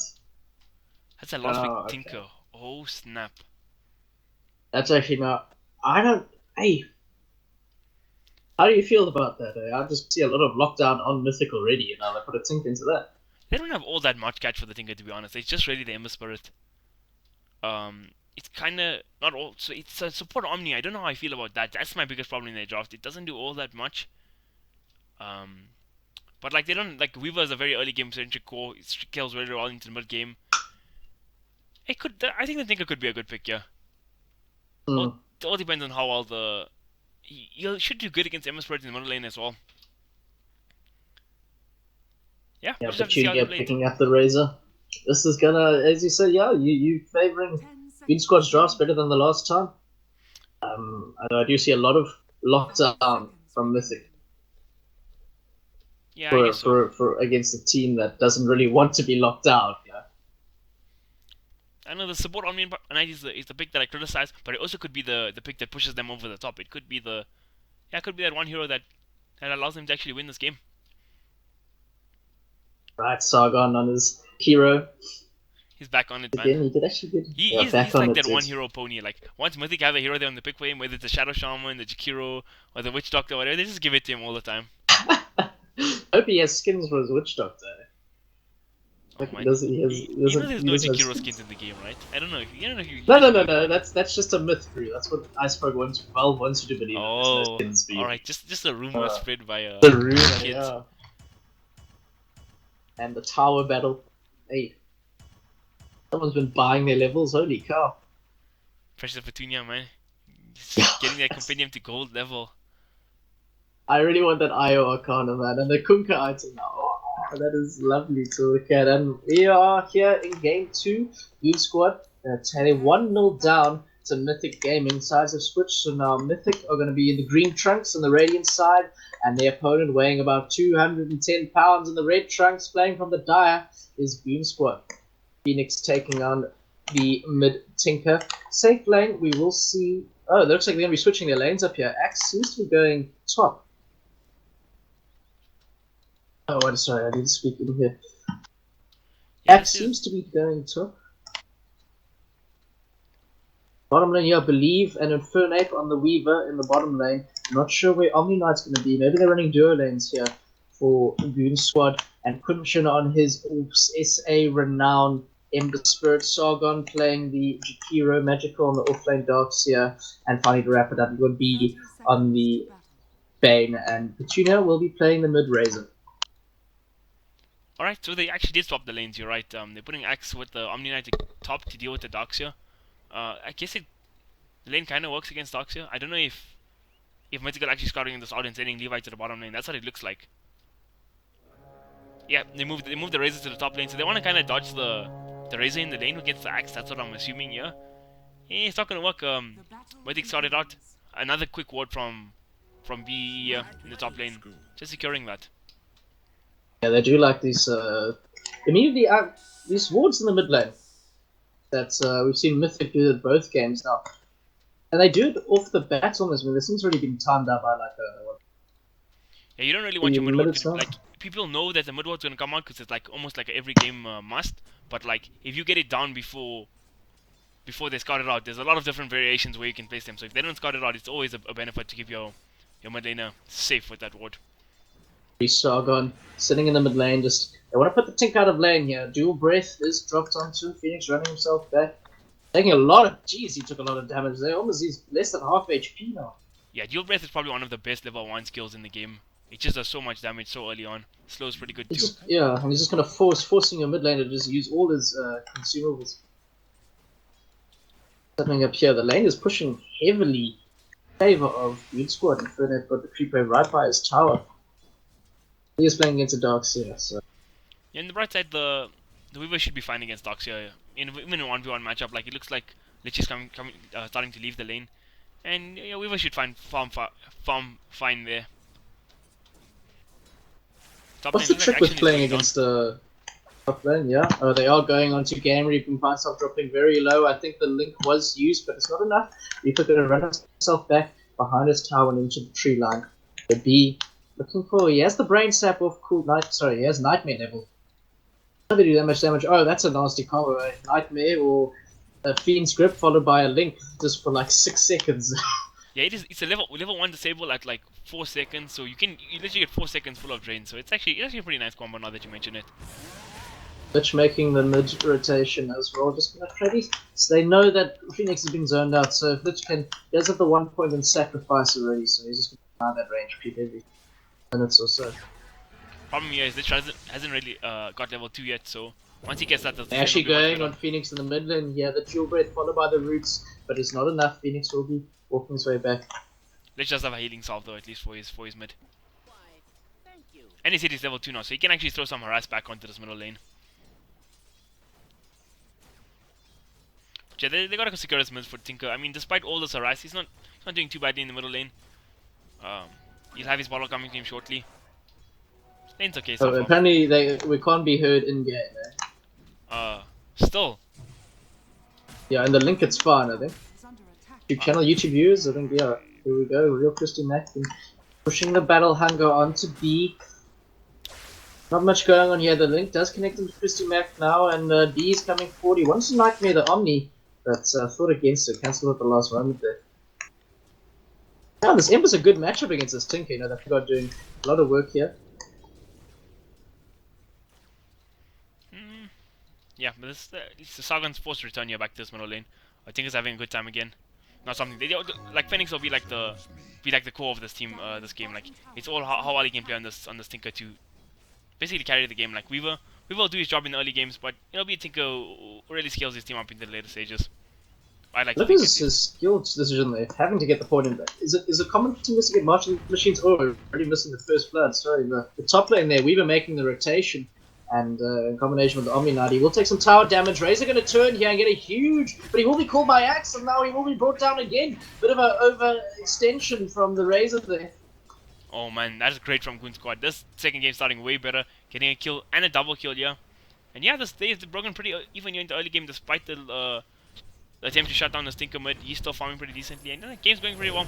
They've switched their lanes up again. Now Axe has gone into his rightful off-lane position in the middle lane here. Phoenix getting a lot of damage close. Quinchen, who's going to bottle himself up though. The rotation from Believe. Yeah, he should be all good here. Happy Tinker. They've really turned it around in this mid lane. Still a couple of seconds before the shrine's back up. Oh, good old 40 seconds. Oh, here, B going on to Omni by himself, got the Nightmare followed by the Brain Sack, but Game Reapers. Omni Knight's are fairly tanky, he should be fine, he's got himself away. Is it Orb of Venom on your Omni Knight? I thought that was just for cores. You can trade hits pretty well. And so it's not a bad pickup. Now your roaming supports and stuff usually pick up the Orb of Venom. I mean some cores do like an Ursa or something like that, but mostly it's the hero who's gonna be trading hits in the lane will pick up the Orb of Venom. Or we try to make the kills. Generally speaking. Dire Creep Wave pushing deep into Radiance 22. Some rugby stuff there. That one up there. Yeah, but Tinya's still farming fine, Kuncha's still farming fine. This game is still it's pretty even so far. Like no team has too big of an advantage at this point in the game. Network's still dead even. Yeah, Lost it's in a bit more favor of Mythic. Yeah, as you said, otherwise not too much. Put between them. Dog on top now. Ash that liquid fire. Hey, 2 points in it. Burn, Weaver, burn. Yeah. It's good. No mana cost. It's a great spell. Already 1 rocket from Tinker melts through that Flame Guard on Kunshin, which actually, yeah, if they use as well, they can open up to all sorts of nasty attacks there. Gonna get the root onto Kunshin, but he's missing attacks from the laser. An exchange of harass there from both mid players, and they are actually chasing. Actually, it's a call into Bane. The TP coming from Jakiro, but now Goon Squad trying to run themselves away. They will be able to make it. Shrine going to be used. Mythic. Yeah, the matchup. There's a lot of rotations here. Yeah, it really is. But the matchup against Tinker is not easy for Ember because, as you say, one shot of Flame Guard of rockets takes away the whole Flame Guard. So it's like till you level 3, it's like very hard to use the Flame Guard in lane aggressively at all. Here we go, the ping's coming out onto Raze in this bottom lane. Zone him out, or Axe just running himself there to put some pressure. Real Christy Mac. Yeah, there's not much they can do to Razor. Like these two, I mean, if he gets a call, then maybe. But how is he just gonna walk up and call the Razor? Not the easiest thing. Here we go, Bane is going to sleep Omni, and now the static link there, that combo connecting. Razor is actually going to do the attack too early, mistimes him, but it is brought down. Call comes onto Razor, Omni Knight going to get the purification, and he's going to repel himself. But now Chrissy Mac losing so much health, and geez, 112 stolen damage on Razor is more than enough to bring down Christy Mac. Man, they really actually, even I underestimated how much damage you get in those couple of seconds. Oh man, 112, he just smashed that axe. Oh, that was crazy. I haven't seen this combo, but it's quite awesome. I'll be honest, this is quite a cool thing to watch. Oh man, Bane Razor, a new meta created. Yeah, how's this top lane going here? Beaver happily farming himself away, going straight for the power tricks, has the Aquila. I wouldn't be surprised to see him bring himself up Lightstone as well with those shreds. I'll probably buy the shreds from Side Shop right now, actually. Yeah, he does. The bottom lane, Petunia yet again having the time of his life farming this game. He did suffer 1 death, but picking up that kill and top of the 10 CS shots and an Earthward shots, in fact. I'm not sure how they kill. I mean, they're gonna have to wait for Axe to get it. And they're gonna go on this Omni. Going on before he had it, and now they're going into Omni. The repel is there, but as we know, Static Link does pierce that. He can't get the Nightmare off. He is able to now Ice Path there. They're gonna unsleep him. The Plasma Field there. No, Razor has so much sudden damage, 112 again, and one more right click is more than enough. And Omni Knight goes poof. Goodbye. Man, that combo is dirty. Oh, it's filthy. He didn't even get to use it there, but I mean, it's just, it lets Razor catch up. Yeah, if anyone's trying to escape. That is the catch they have there, I guess, this Bane. 2 big disables on him. Wait till he gets that 6. And that's the works of the Razor. He's just really strong in these early stages of the game. His nuke can do almost 370 damage. His great movement speed. He's a Razor, man. Seems good. And Fune coming around the back of Magical here is going to get the Swarm onto him, but Magical just going to surge himself away. Nothing too inciting there. Phoenix with a double damage in the middle lane. So I'm surprised that there hasn't been more ganks on this Ember Spirit. Before he gets 6, and Tinker as well, before both of them, or before Tinker gets a Boots of Travel and Ember hits 6, they're pretty easy to kill. Side of the Dire, like you have an Omni Knight and a Lich dual support, like these are not ganking heroes. So like yeah, fair enough. You like to gank him, but you can't really gank him. I mean, Bane Kiro, can they make plays? They can, but like Kunja's lane is going fine. His lane's going With the fine. combo there, I mean, the Nightmare into an Ice Path followed by a Root from Ember, and that's definitely something very good. Axe is actually rushing Vanguard. I would have thought would have wanted to lock down, you know, lock the Ember down or lock the Razor down. He might just swap back for it and go for the blink instead. It all depends on how much he farms now in the next 3 to 4 minutes. And the about smoke. Sport Mythic rotations. Gaming Yeah. are smoked up. They wanted to get the Tinker, but for some reason at that exact moment, Phoenix decides to go to the jungle and farm up his stacks, as any good carry should do. So a bit of a waste here. They are going to sit in Roche, have a chat with him, maybe buy some cheese from his cheese shop. Go back mid, but there's no one there for him. Maybe they go scout Fine. the jungle here. This could be quite a catastrophe for Phoenix. He does have the mana though, he has to solve. He has the level 1 Rion, but he is dropping incredibly low, and now they have found him. Sargon getting the dual breath off, followed by a Brain Sap. Ice Path is connecting, and that will be an easy kill for Sargon. The two supports wrecking the position 2 here. He got the creeps, but yeah, that's not a death he wanted. That's a big kill from the Mythic supports there. Delaying him from his bots even further. He's still about 1,200 off. So yeah, we hope we can farm it in the next like 3 to 4 minutes. Maybe earlier. We hope so. Maybe 2 to 3 minutes he can get it. If he gets left alone again. So let's see if Mythic's actually put pressure on him to try to get that kill the Tinker again. Yeah, that's the idea there. Just that combo. Hey, I'm liking this Bane. This Bane fills a lot of gaps in the lineup that they are needing. That was all Jakiro, man. That gank was all Jakiro. No, we can't give it all to Sargon. Oh yeah, yes. I forgot. Yeah, Sargon's he's a terrible Dora player, and it doesn't deserve to be in this Mythic team. No He skins. knows nothing about No Dora. skins. And Weaver coming around behind. Jakiro is going to get the repel coming onto Weaver though, so now they can't really slow him down. Magical is being pinged out, but I think he has a surge available to him, or does he? No, he doesn't. It's on cooldown in 3 seconds. He will get Nightmare up though defensively, and B does not manage to save him. Mizuguchi doing more than enough damage. Infernep's not done. He's diving the tower. He wants the Jakiro, he will get it, and he will lapse himself away as well. Double kill from Infernep, incredibly well played by him. And Goon Squad making good work of their rotations here. Even though, as you said, they don't have two like really aggressive supports, the Omni is doing, and the Lich are doing good work here, getting their causes with those kills. No aggressive supports, but this Weaver is a freaking aggressive hero himself. So that was a really nice kill from them. They got double man bugs off there. Yeah, those two heroes did. I mean, the Darks are forced to use his surge on his support, and he falls there in the end. So that's really well played from Goon Squad, and they'll be very happy with that. 2 kills secured in the bank. Really Weaver's now second on net worth as well. That's lovely. I love to hear that sort of stuff, Camille. I love it.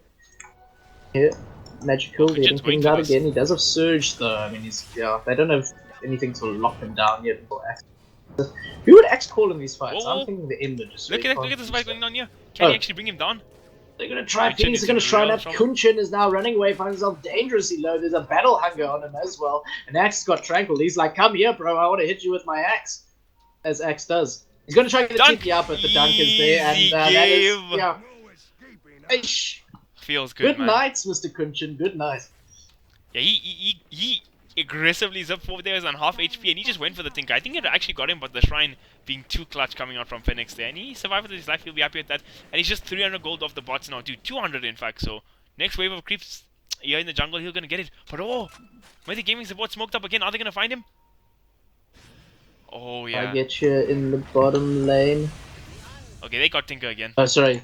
Yes, I got Tinker again, but in the bottom lane, Petunia is being gone by Infernape, and the whole of what it seems like Goon Squad chasing in the Battle Thirst is there, but they're just not fast enough to catch him. Purification dropping him quite low, the right clicks are there, he still has minus armor on him, and one more should do it, and the dunk comes through. Christy Mac getting the kill onto Petunia, and now Darkseid has also TP'd himself in there, very tricky though. Axe is going to dive this, he wants this kill, he's angry, and he's going for it, and Fate Nave also going in the back here with this Gucci, but they don't find him, and they'll just back off there. So yeah, 1-for-1 exchange, you get the position 1 for position 2, but Sargon does seem to get the mid tier 2, so yeah, all in all favor, that's not really much of a gold swing for Mythic. The problem with that, okay, it was a nice pick off on the Razor there for sure, but like the fact that they lost their Tinker so close to Boots of Travels, yeah, it just delays him even more. Like he would have had it now already without that death, and now he's still trying to farm up that last 200 gold, which isn't the greatest thing. So delaying the Tinker TP Boots is a priority from Mythic, and they're doing a good job of doing that. Killed him twice now, farming these stacks. And with vision, unless... Well, they have vision now. I don't think they had it at the Oh, first. yeah, I didn't even notice. I didn't even notice that. First Audio, time, you right? think they just went for it? Yeah, first time they just went for it. They knew he wasn't in the mid lane. They didn't. They got the rune themselves. And where your Tinkers mostly go to the jungle, those two camps there on the dire side are For sure. extremely popular to stack. Looks like 3 heroes bot from Mythic and Flynn below. He doesn't know B, he's waiting for him. He's trying to pull the lane. Will he find him? Is he going? He doesn't. They have Fiend's Grip here. They might actually be able to do this. Dox is in the area. Oh. No, the Kuchi comes up, but he's actually going to come turn and fight, and this might be a mistake for him. B is there, he gets the Nightmare, and Adoxy also with the Iron Talon and the Jakiro Ice Bomb. They will lock him down, and they manage to kill the Weaver. 3-time dominating streak, going in favor of Mythic Gaming. Oh, very well played there. I think nice kill. Fernape did not realize there were all those other heroes there, because he got the Kuchi off, thought he was fine, and he turned to fight. I mean, there's no reason to be so aggressive there into a Bane. Like, why would a Bane just stand there and like hit you? But it happens. I mean, again, you're showing it, man. This Bane has been a super clutch pick. He's been involved in 6 out of Mythic 6 kills. So, yeah, it's showing its worth. Killing off the Weaver there with the super long disable from Fiend's Grip. Dire's top tower is under attack. You know, Christy Mack And capitalizing Axe. on this farm here. 300 gold away from Blink Dagger on Christy Mac. Yeah, he's That actually is- pretty damn farmed. He's got Vanguard and just 200 gold away from a Blink 15 minutes in. He got those decent amount of big farm. dunks. He got the dunk on the Razor, got the dunk on the sort of kill secured the Razor, kill secured the End Spirit. But once again, yeah, Weaver running his way through here. Omni Knight's there, gets Repel up onto himself. He wants to chase down the Bane, and they are going to find him with the Battle Thirst. Big macro fire drop, but not really hitting anything. Now Weaver latching himself back. They're fighting around Dire's bottom shrine here. Sargon for that position. Even Tinker's coming in with some of the action. Chain Frost going through, and the dunk does not connect. It is stolen by the purification from the Omni.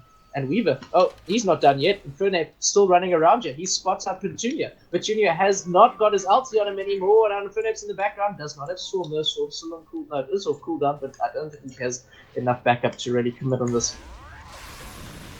Top lane, it looks like Phoenix has actually teleported there accidentally. Petunia is also technically there to actually kill him off, but those marks of the machines bringing magical so low. He has barely any health. One more tower hit would have done it, but he's running himself away. Oh wow, that March of the Machines. Magical escaping there with this by the skin of his teeth. Oh, Yes, man. But that was, I think, well played by Petunia. I wonder how they did, because I saw Petunia TP away from Infernape in the bottom, but as we say that, they're going on to Ash, get the sleep from the Ice Bomb. It's very defensive, though. Infernape, though, says, stop that defensive, I'm going in for it. Gets a Swarm off onto Sargon and to Bane, and he's going for it. The right clicks up there, he will be actually Fiend's Grip there. The TP's coming in from Mythic Gaming. They should be able to kill him, and they get him. In the Spirit coming in with the ring to finally finish him off, and Axe going to have to run himself back. Does have Blink, though, available to him now. That'll be in the fights to come. You'll see that. Oh man, Sargon surviving there on less than 30 HP. This is a good, That must good be play by frustrating. Infernape, but this Bane, man, he just shuts on Weaver too hard. Like, the disable from Fiend's Grip is so long, and with the addition that it saps your mana as well, so even if you survive it, you don't usually have mana for time lapse till you hit that 16, so... it's kinda unfortunate for Mr. Infernape dying out twice to this Bane. But That's as you say getting the call onto Petunia, though, and the Repel comes in, dropping him incredibly below, and one more rocket in the back of Petunia, and Razor disappears in a poof of rocket smoke. That blink there, good blink reveal from Christy Mack. That's what they wanted, getting the position 1 down. I'm liking the play we've seen from Goon Squad much better this time. They've picked aggressive heroes, they're playing aggressively. Yeah, it's 2.5k goals in favor of Mythic Gaming at this point, but who really cares? You have a Tinker, you can go scale later, you're going to start pushing out this tier 1 now as well. And it's going to be a large amount of gold influx. It'll be their first tower of the game, and they're really taking the game to Mythic this time. Yeah, they say, you know, we sat back last game, we saw what happened, though we had the lineup to do it. But now it's our turn. Darkseer is TPing in, though, taking so much damage these Mythic players are from this March of the Machines. She's B on like, oh, he might die! He gets killed by Tinker in the bottom lane here. And Darkseer as well falls to the March of the Machines.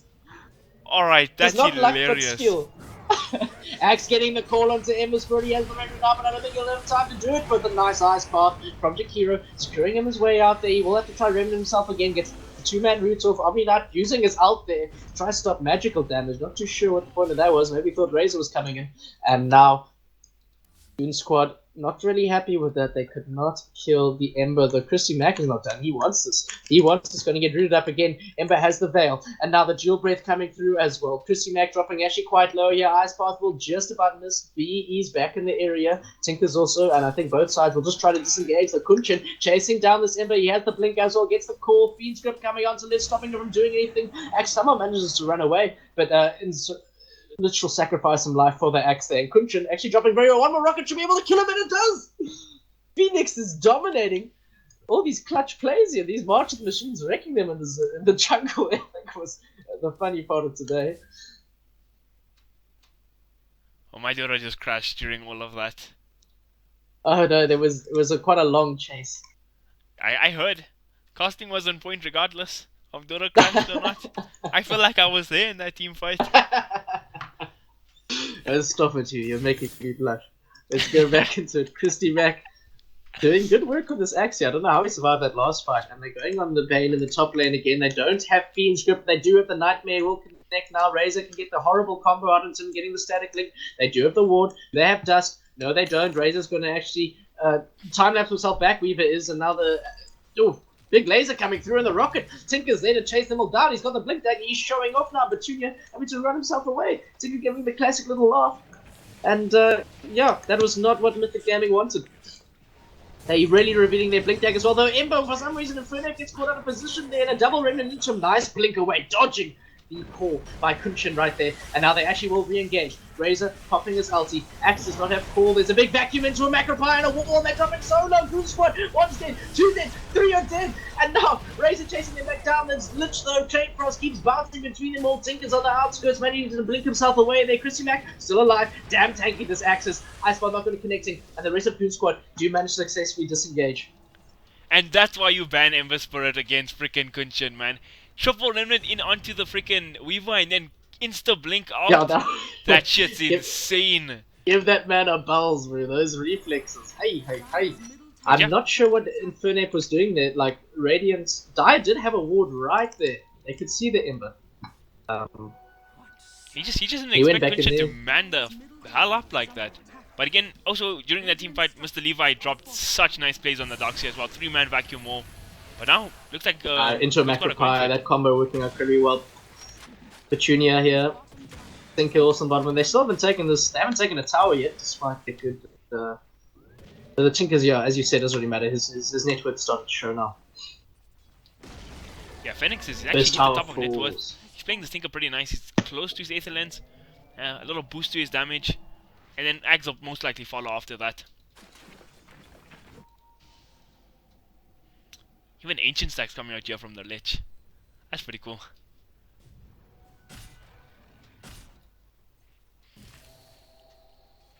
Mr. Infernape's about 400 gold from his Blink Dagger. Sorry, not his Blink Dagger, his Lincoln Sphere. So that'll be a nice little addition to his little... Oh, yeah, there's so much though. I mean, well, it appears, I guess they're probably going to go Nightmare and then Fiend's Grip and then Razor statically. Break this Axe with a double damage. Ooh, nasty. You don't want to see an Axe right-clicking you to death, do you? Yeah, that's like Mythic are going to smoke up here as well. Full command smoke. Through the bottom there. The only person that could actually catch. They're going to skip the haste rune. Tinker. Phoenix was in the jungle, but now he's backed off. No, he actually hasn't. He's still turned. Oh, close. TB was just a little faster. They actually managed to get away. Almost got him.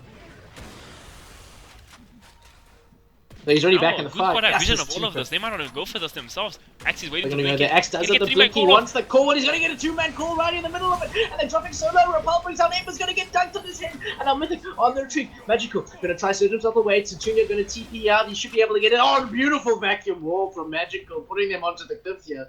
The Mac is going to say, hey, bro, I'm still coming from you. Mech is popped. He does get the call again. And there's no follow-up. I'm not sure. He's just saying it to be like, dude, I know you can play. I mean, that was a cool vacuum wall and all. But I will still wreck you later. Yeah, that was a great fight for the side of Goon Squad. Mythic chose to stuck around there after the smoke breaks in the vision of Goon Squad, and fighting there is just like lovely call coming out from Mr. Christy Mack. It's just a good fight all around for them. It was very well done. The vacuum wall was pretty cool. I'll bring that out, and they capitalized on their vision there. He didn't actually drop the wall there. He just visioned them. He vacuumed them up onto the cliff, but no wall was committed. He didn't. Need sorry, vacuum. My bad. I mean, he's not often. They're similar, right? Right. I mean, you don't usually have a vacuum without a wall, but it's alright. He's a nice player regardless. It's good stuff in front of you. They're pushing down this Mythic's bottom lane here. Double damage is being pinged out. Roshan, who is the better Roshan team? I think Roshan's actually going to be a big decider later on. Neither team has that great of a Rosh. Like, Weaver's kind of good with the bugs, and if he goes into Desolator Raider, it's not all that good. Mythic, Jakiro is pretty good at bringing down Rosh and fighting by the Rosh pit. But yeah, no team has like proper hard-hitting Roshan heroes like an Ursa or Troll Warlord or anything like that. If I ain't got a DD here, I might die for this. Yeah.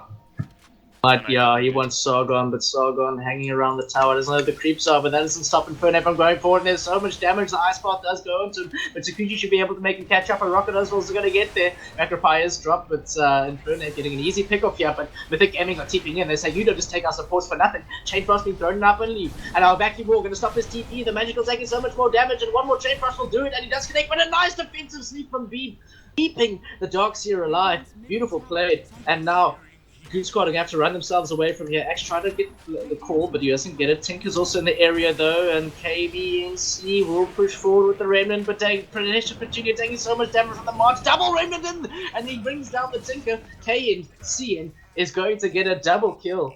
I think Petunia actually dodged the call there. He just ran away and dodged that call. That was pretty sick actually. My sick play there was BE saving oh yeah. Darkseer's life. That was cool. Well that played. Was pretty good. I didn't actually know Chain Frost. I mean, Nightmare stops Chain Frost like that. That's pretty sick. I think it stops any damage, eh? Nightmare. Does it? I thought it was only physical.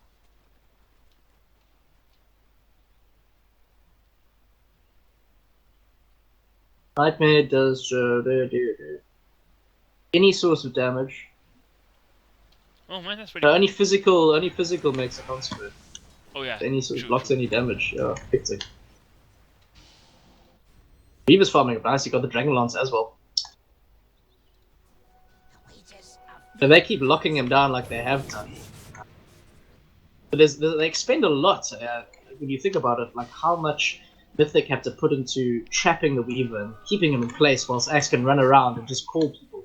For sure. Tinker, does his Tinker things. But I think the sad thing about playing Weaver this game is like, okay, you are forced to buy Lincoln Sphere because of the Bane, right? But like, it's also a really good BKB game as well. It stops Vacuum, it stops the all Emma most of his damage. It stops the Jakiro, all of his damage. And like, but if you're playing against Jakiro, I mean against Bane and Razor as well, so do you actually want to go for that BKB? So it's kind of like a rock and a hard place in the BKB choice at least. It looks like Yon's just go for the Desolator next. He needs some damage. Smoke is expended here by Goon Squad as well. Danger and Yasha on the Razor. Tinker in the area though. As you said, they are smoked up. Goon Squad, they are scouted out, but Black Axe does get the call onto Ban, and he's just melted with a repel and a few spins. Now Ice Wall coming out. Wall does connect with the Vacuum, but there's not much else they can do in the back lines though. Top lane, we're managing to get kill onto Sargon. Solo kill. Sorry, I'm lagging out a bit. Me as well. I don't know if it's a server or what's going on. But yeah, they got 2 kills there. Okay, they got 1 kill, and what did you say? Oh yeah, Infernib got the last kill, the kill on Sargon. I thought it was Tinker in the back lines. Yeah, Infernib, yeah, solo the Jakiro in the top lane. That's pretty good. Putting some decent chip damage on his tower as well. But Bane is here, he has a Fiend's Grip ready. But now the Lincoln Sphere is online, so it's not such an easy kill. Petunia is also in the area, also Ember, but I don't think they're going to catch him. Nope.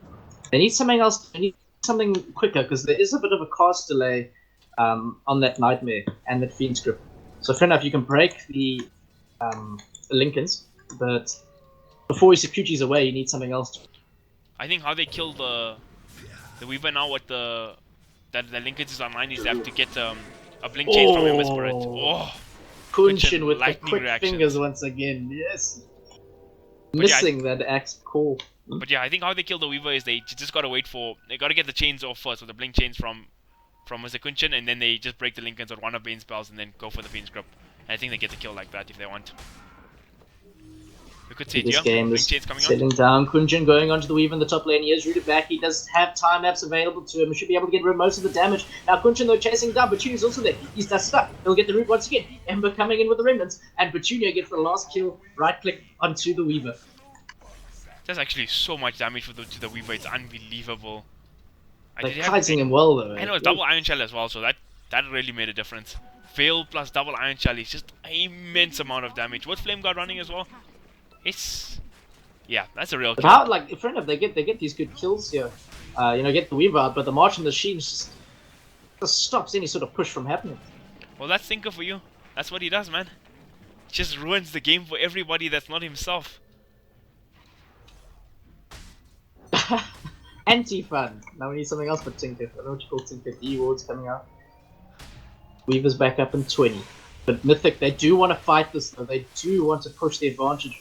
Oh, they're going to scout out the Tinker. And no, Ember's actually been waiting for Tinker in the trees there. He's going to get called. And Repel coming on the Phoenix. Nice ice wall with a macro pie. Big stuff for the wall and a chain frost being thrown in there. And there's so much going on. Everyone's dying. Axe is going to get Fiend Script. He's going to be caught in there. And 3 are dead on the size of Goon Squad with no one falling on Mythic Gaming. Believe going to try keeping himself up and up. Peninsula. Petunia going to kill him as well. And they're going to actually get the ice pop onto Weaver as he tries to come in now. And he's will actually time lapse himself all the way back into base.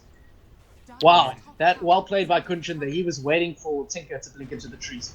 Yeah, that was actually insane. I don't know, I thought he was waiting for his own jump, but Tinker blinks into Kunchin and he gets the chains off. So that's pretty great. Yeah, Tinker's back up already. He's respawned already. He can start the spam out already, but they're gonna jump on him. And he's just going back. They're gonna try fight Kunchin in the bottom lane here. Phoenix gonna rearm himself, gonna get vacuumed back though. And the Hollow Mythic there to say, no, you don't touch our Ember Spirit. And Fernape is strong though. He wants to bring down Kunchin. He manages to do it. They pop the Lincolns, but there's no Fiend Sweep to stop him or Nightmare for a few more seconds. And now it looks like Fernape will be able to get himself away from there. Trading mid for mid there. Yeah. They might get Moyo actually. They're actually going to come back in. Petunia does fine, and they get the Nightmare onto Infernape, but the Repel is there, followed by the Purification. And now, Infernape chasing down Petunia. Very low, with lots of minus armor. He thinks that his right clicks are enough, but the one pop with like 2 charges is enough to keep him alive.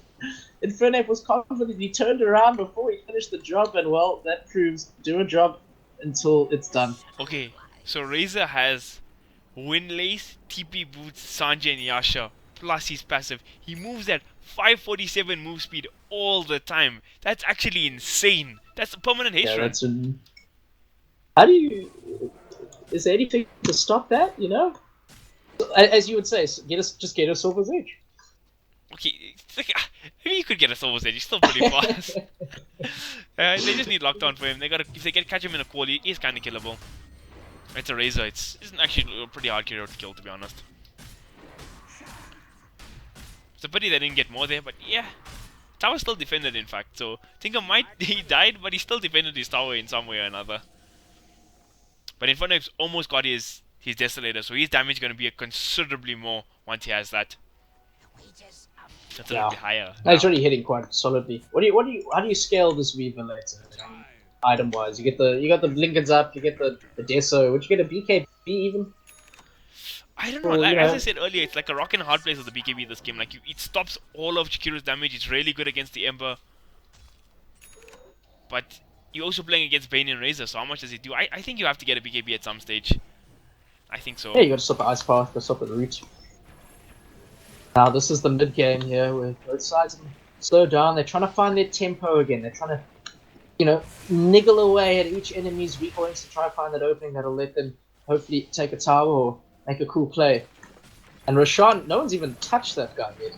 Yeah, like we were saying earlier, neither of these teams have real Roshan taking potential. No one's even got on a Dalian. They nerfed that again at this patch. That's all the same. They did actually. They did indeed. No, 7.7 D did they? I don't recall seeing any solo crest, but it could be a possibility as well. I'm not sure though. And now Smoke is going to be used by Goon Squad. They do know the Mythic Gaming are in the top lane here, wanting to take this tier 2. Coming forward, access the Lotus Rawan. He's going to get the call onto Raze, and immediately everything's going to be piled into him. Tinker in the back line's doing so much damage. Macropie there, followed by Vacuum War, but the combo doesn't connect exactly how they would like. But there's a Chain Frost breaking up Mythic's team fighter here. Fiendship coming out into Weaver. He's going to get stuck there, getting all his damage. Soda will be able to time that. He's once again caught in the Frost Wall, and now Guardian Angel is there. Axe chasing him down. He wants to get the dagger to Ben. He does. And now, Mythic Gaming on the retreat. Axe is just too damn tanky here. They can't bring down this Infernape either. They're just hiding him here. He will get Ice Path here. But Axe is still in the middle there. I don't know what he's trying to do there. He gets the call, but he misses onto everyone. And now they can just kite him around as they try to bring him down here. Cave Jin going back in though. Infernape's in the background doing so much damage with the Decimal he just picked up. And Axe will drop though. Infernape, I'm not sure if he's going to reconnect here. The Kunchin gets the root onto him. He does not have a timeless available. The Weaver does. And one more remnant, and that's enough to bring down the Weaver. That's a 4-for-2 exchange in favor of Mythic. And that's the path to the tier 2 is open for them. Possibly even Roshan or Araxia. Weaver's down for 70, Axe is down for 50. And they're going to catch Lich in the back as well. There is not enough to bring him down though. No root was available. Oh man, I'm going to say it again. That's why you ban out Kunchin's Emma. He waited in the backlines, so as soon as the fight started, he instantly blinked onto the Tinker, triple remnanted with the Veil chains, everything, and he just destroyed Phoenix right from the start of the fight. So like, although the fight was looking good for Goon Squad, they actually didn't have the damage from the Tinker to back anything up. So what a way for the boys from Mythic to take that fight. Kunchin, man, what a player, what a player. Yeah, that was gorgeous stuff to see, and he's almost at the Octarine as well, about 600 gold away from that. And we're going to see lots more roots, lots more of those cool plays coming out. He will take it to the bottom lane, going to push it out though. Tinker doing Tinker things. But it shows how much that expend just to take the two. Good fight for them, but sorry, I didn't get to see the fight recap. Oh, he might actually find Tinker again here. Oh, he remnants up. Oh, okay, Phoenix did a really nice blink there. So Tinker, Ember went for a play on the Tinker here in the bottom lane, but he managed to blink. Like when he refreshed his blink, he blinked down to the bottom trees, and Kunchin went up. So he made it out of his life. That's pretty cool. But yeah, man, once good. Ember Spirit gets the Octarine and hits his level 25, he's like in God tier. He just does so much more than the hero should be able to do.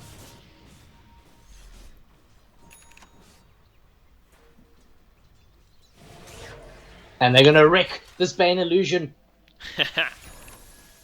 So much damage being pumped up. Then yeah, he's starting ever since Weaver got that Lincoln. There's not much more he can do in these fights. You know, fair enough if he stands there. And he played that well though. He backed away. He did good work on keeping that Weaver locked down in that top fight. But even if he just stands there, I mean, Tinker and Axe and everyone can just pummel him with spells. I think Weaver's actually making a good decision here. He's going for the Amiana instead of any other defensive items. And like, with the amount of pressure that Mythic are putting onto the Tinker, he needs to be putting out some, like, increasing that damage output of his. So that's kind of good. If they're focusing Tinker, then he can have a better time with going for damage. Here comes the first rush attempt of the game. Kunchin is going to find the Omni Knife. He's just going to repel himself. Game Reaper is going to run away. Weaver was going for it. Like, the Desolator is up, so Roshi is a possibility now for the side of the Dire. Desolator plus Lich Ice Armor. It's a really doable thing now. Doable thing is. Both sides are gathering around here. Raze is going to pop his Storm. They want to fight. If they can get a good blink or a good remnant, or good root coming through here, and there he goes right onto the Weaver. Going to be rooted up by Kunchin. Kunchin going to back away. There is a Macropie there, but Weaver's just going to get repelled. Bridge Petunia is there as well. They do not have eyes on the Weaver. No, they do. What am I saying? Core coming onto Bane, but he's going to try to back himself away. That can't do much, but there's a nice change frost coming out there, and Bane sleeps himself in order to save him. And now Tinker in the back line is doing his work there. Bane does get the ult onto Weaver once again. He's going to be fleet script up. So Guardian Angel comes through now. Weaver going to keep on running his way through. These Ice Paths from Sargon doing so much work in locking down Goon Squad's team fight, and they only use the Bane in that whole exchange. Yep, that fight looked a little touch and go, but if Funny managed to get off the time lapse, then he's fine. And I actually retract my statement. He doesn't need any more defensive items. I actually forgot Omni Knight as a hero, and Repel plus Guardian Angel, he can actually tank anything. He can just go straight on for damage. Yeah, now Goon Squad going to commit onto Roshan.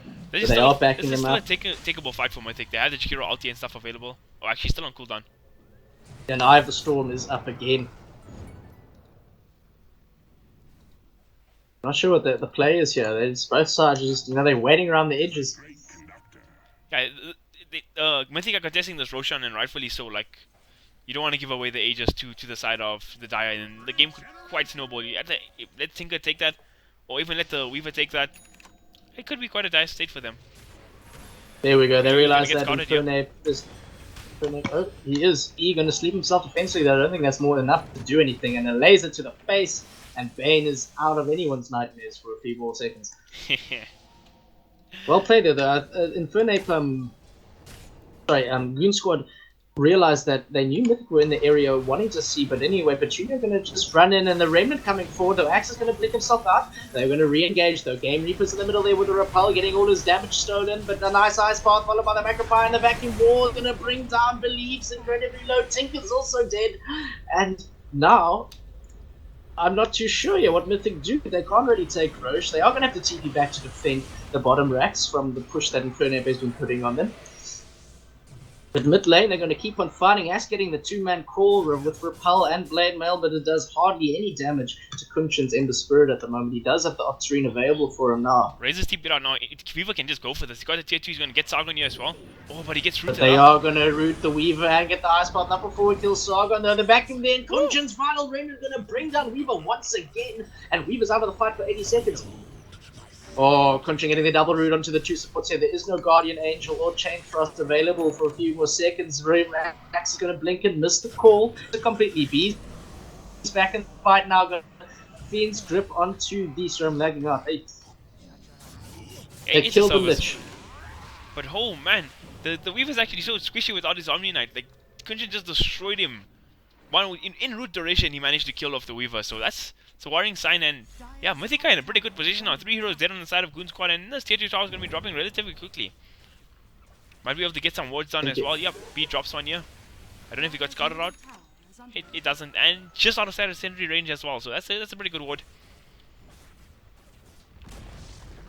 Dire's middle tower has fallen. And Goldgrass sitting about, yeah, he's even now. He's just the. Let's look at it. Okay, this game has been one of the closest matches I've seen in a long time. Like 25 to 27, 40 minutes in, Goldgraph, 400 gold to separate them at 40 minutes. It's dead even. Tier 2s. I mean, tower advantage, Mythic has a small advantage, but this game is still hanging pretty much in the balance though. All going to come down to which team can pick up find the weak spots in their opponent's armor. He got caught in it. Think it could be in trouble here. Oh, they are going to find Phoenix in the top lane. There's more than enough damage from Kunshin and Razor to bring him down, and now Tinker's out of the fight for 70 seconds. Buyback is not available to him either. Mythic should look to fight here. They're going to find Omni Knight as well in a position. Axe getting the call onto Ember with a double man follow-up damage from Weaver as well. And they're going to dunk him, but he won't Remnant dodge. He sleight of fist dodged the dunk. And Operation Petunia kills Game Reaper in the back of the line, even though Limbless Road will fall at the end of the day. And believe it's just Operation Petunia wrecking the back lines of Mythic Gaming. And now Axe also getting the kill onto BEE. Jargon trying to run himself away. Operation Petunia rejoined the fight here. Razor trying to kill Axe in the forward, coming for a Remnant. Ember Spirit has brought back. They are going to taunt him and catch him, but it's not enough to go. Axe is going to bring down very low, and Petunia is going to keep on fighting here. Now Ember's back up. They should be able to take this into a Rax, hopefully for them. Buybacks are only available to the Axe. Dire's middle tower is under attack. Yo, that sleight of fist dodge on the dunk was Man, Kunshin Ember I'm Spirit. done. And there's not much to defend this Rax. 3 seconds longer than he should have. And then his buyback in the end, it looks like it's worth it. He forced out the Axe buyback now as well, and they might actually be able to get this tier 3. Here we go, Jan Fernape trying to do some damage. He's going to re-root up. Weaver going to lapse himself back now. Axe in the middle of the fight. He just try to dunk the Razor, but the Guardian Greaves more than enough to keep him alive. But Phoenix finishing off with a rocket to the back of the face. He does have the Aghanims on his laser now. Magical running himself away. Put him in the back line, just trying to get him. And they do bring him down, even though he does surge himself away. And now Petunia in the sidelines for 84 seconds. And Roshan is still an option for Goon Squad. Oh man. Mythic Gaming not respecting the respawn timers there. They once Seeker respawns, you can't really be sitting around there. And now look, 2 cores down, and this could cost them Roshan. Like, the game was looking in such a good position for them, and now they could be on the back foot with this Aegis. They could be in trouble. They could be in trouble. As we say that, yeah, I'm not too sure what Mythic are going to do right here. Ember's sitting in base waiting. They have bought a gem. Oh, yeah. Alright, that kind of helps. And there we go, Roshan falls with a mighty growl, and Fernape picks himself up the Aegis of Immortality. Gonna have a They full started Mjolnir taking this tier completed 1. too. Yeah. He's just I'm 500 just gold gonna off backdoor completing this cuck. Radiant's top tower has No, fallen. backdoor tier 1. That thing is destroyed Backdoor, by the bro. Weaver. Yes. You didn't even have to. You could have just Sakuchi through it. It would have probably killed it. And yeah, tier 1 tower secured for the side of... Oh man, Weaver hit his level 25 talent. He can actually catch the Razor now. This extra movement speed on Sakuchi is just insane. Yeah, no, that's look at that. Look at that. I once had a race with a mate of mine. Like, you know, packs are usually all level 25 thing that becomes ridiculous to speed. So we're like, who can race to the tower the fastest between the Orb and the Weaver Sakuchi? It's a tie. They both go exactly fast, guys, in case you wanted to know. Seriously? Holy crap, now that's science, people. That is science. Science, bro. Science, bro. Bill Nye the Science Guy. Okay, and here we go. Mythic Gaming are going to try to defend from their base. I'm not too sure if they want to come up and defend their tier 2 in the top racks as Goon Squad push it in. Top tower is under attack. Doesn't look like they will, though. Ember is doing the split push things that Ember does and pushing the lane up all the way to the racks, forcing the TP back from Tinker, but it's a Tinker, so I mean, he'll be TPing somewhere else shortly. Tower has fallen. I think I can TP Yes, I push that can't out. keep up with this Weaver. This Weaver's insanely fast. So, what was I gonna say? Something important. I think I forgot what I was gonna say. Feels bad, man. Your sexual preference. Oh yeah, the Captain Von Black only. Oh yeah, Weaver's picked up a Mjolnir now. That's just a pretty nice addition to put on the axe. Just procs And Razor, well. you're gonna find Axe who's just trying to farm the ancient Kunchin for their Axe farm. They're trying to get the full, but it whips completely, and now they're bringing him back. Tinker rockets are there, but there's not enough. Kunchin gets the remnant kill onto Axe, and he's down for 120 seconds with no buyback. This might be a Rax if Goon Squad cannot hold on to it. In the same time, don't throw it, pushing in the bottom lane. He knows that this is their best chance. He needs to force TP rotations back if Goon Squad have a chance of holding on to their Rax here, I believe. He's got no TP. He has forced to run back already. I'm not looking. Jeez, look at that. And they're gonna Tinker's find gonna get Phoenix found out here. of position. No as buyback well. for Tinker was Tinker, no buyback doing for Axe. stuff. Yeah, and he's gonna be Fiend's gripped and killed. And all of the supports are committing to try save him, but they're just gonna get evaporated into the steamroller that is Mythic Gaming. In the words of Toby One, it's a disaster! 3 heroes dead, no buyback, and tier 3 at half HP. Is there, he's gonna get rooted. I'm not sure how he's gonna bring him out. He has a Mjolnir on him. The pressure between you draining all his mana. He's gonna have to try time this back. The Guardian Angel is there to save him, and so is the Repel. But at the whole time, this tier 3 is falling slowly. Fortification is being 300 used by damage Goon on Squad. Fortuna. They're still without Stolen. their Tinker, and they've axed for 50 seconds here. And then Razor, yeah, just yes, look at that. Shows Look through at that. that, Look at her Rax. go, mate. Look at her go. Bringing down this Rex here. They're gonna have to sacrifice this Goon Squad. Wait for I'm them not actually sure, yeah, trying to deny Weaver- his Rax there. And still 30 seconds down for the Tinker, 30 seconds down for the Axe. This might be more. This could be another Rax, Tier then a Rax 2. falling. Nick and Rex is falling. Weaver gonna go into Sargon in the hopes of actually doing anything. He's gonna dodge the ice path, but not dodge the searing chains. And now they brought down the Aegis here. And they kill him a second time though. Axe is up in 10 seconds. Will they hold on? Weaver's gonna intrude once again on the ice path, and the Repel gonna try to keep him alive, but they kill him. KNC is just doing too much damage. He's doing it with the Veil. And believe Mythic Gaming can't hold. Goon Squad can't hold on here. Mythic Gaming are doing it. They use the Jakiro, but they managed to push them back actually.